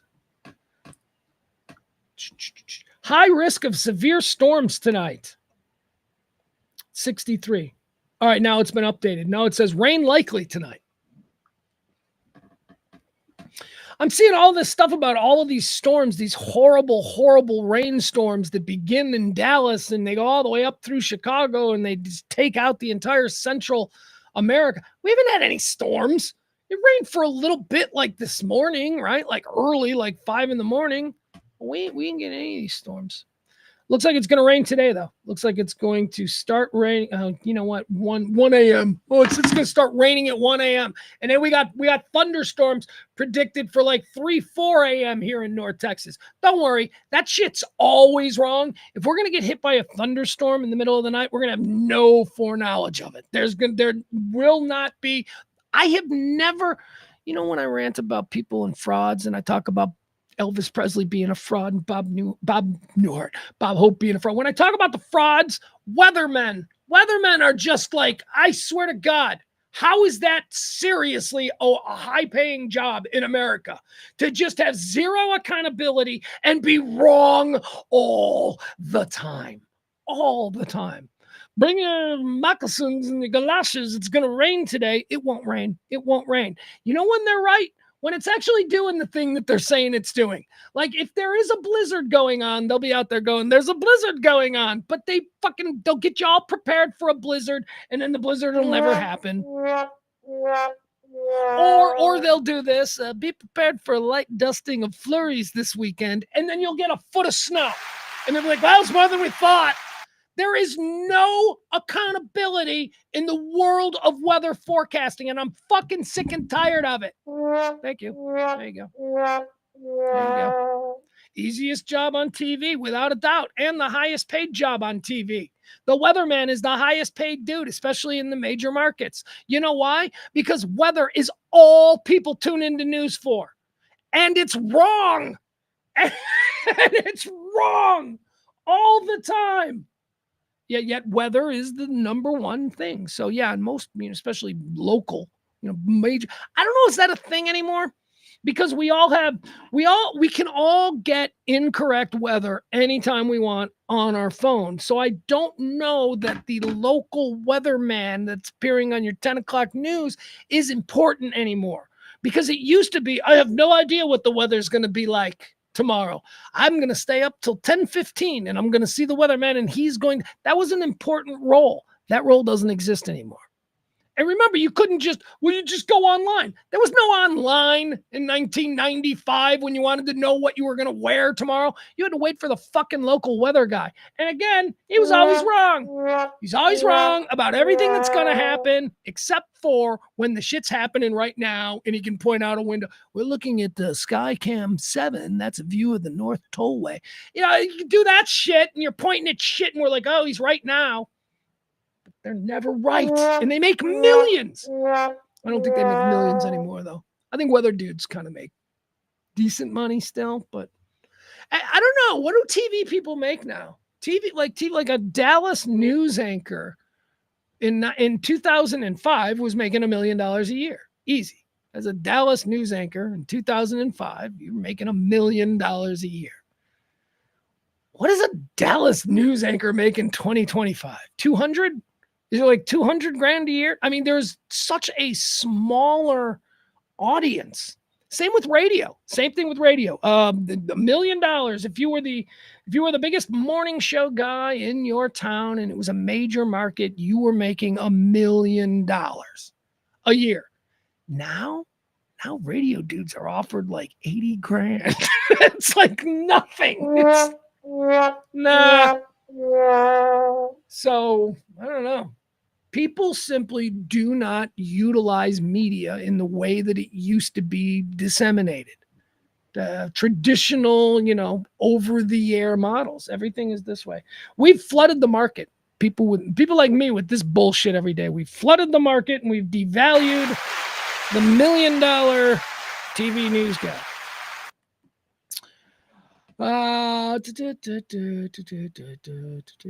See, Peter's like, Peter watches weather and traffic every day. Peter's older, though. He's older. He's like my age. I mean, we were raised with that, so it's habitual. But my kid will never watch weather on TV. My kid wants to know the weather. He hits his phone, right? My kid also thinks it's funny when I have the radio on. Like if my kid gets in the car and I have the actual radio on, he'll like point at it and he'll like start making fun of me. It's like, what are we doing? We're going to hear some Elvis? It's like he thinks it's just the silliest thing. And he's right. He's right. He's like, why do cars even have these? I go, I don't know. Because people your grandparents' age, they're still alive and they need to be able to punch their butt. I don't know, man. I don't know. We had fun today, huh? We had fun. We laid it all out there. Hey, a reminder, join us. You want to play trivia on Tuesday night? We're going to be out there at back nine for trash trivia. I write all the questions. We have fun. Billy Falk in the chat room. He's our 2-time trash trivia champion. Come on out and see if you can beat him. Also, Bill, I owe you a gift card. You've got a gift certificate or something like that coming. It's, just hit me up. We'll see you next week. All right. Anybody want to come out and challenge him? That's going to be Tuesday night. And by the way, it starts at 7. I know it said 6. We're trying to figure out what the best time is. Nobody's there at 6. 7, 8 is like the prime spot. So come on, 7 o'clock, the back 9, 4060 Beltline Road. We play trivia.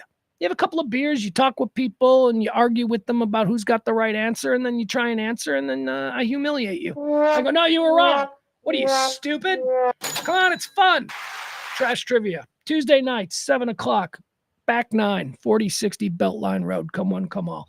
Also, I will remind you one last time that this is, we are in dire need of funding here on this very show as I look at the that we have not one tip today. That's a rough go. It's a rough go. Well, we needed to make $135 between this show and tomorrow's show. So help out if you can. Drop a little something. Keep this kind of talk radio going. Lifestyle talk, current events talk. We don't delve into politics. We love you anyway. All right, I got to go. You guys are the best. See you.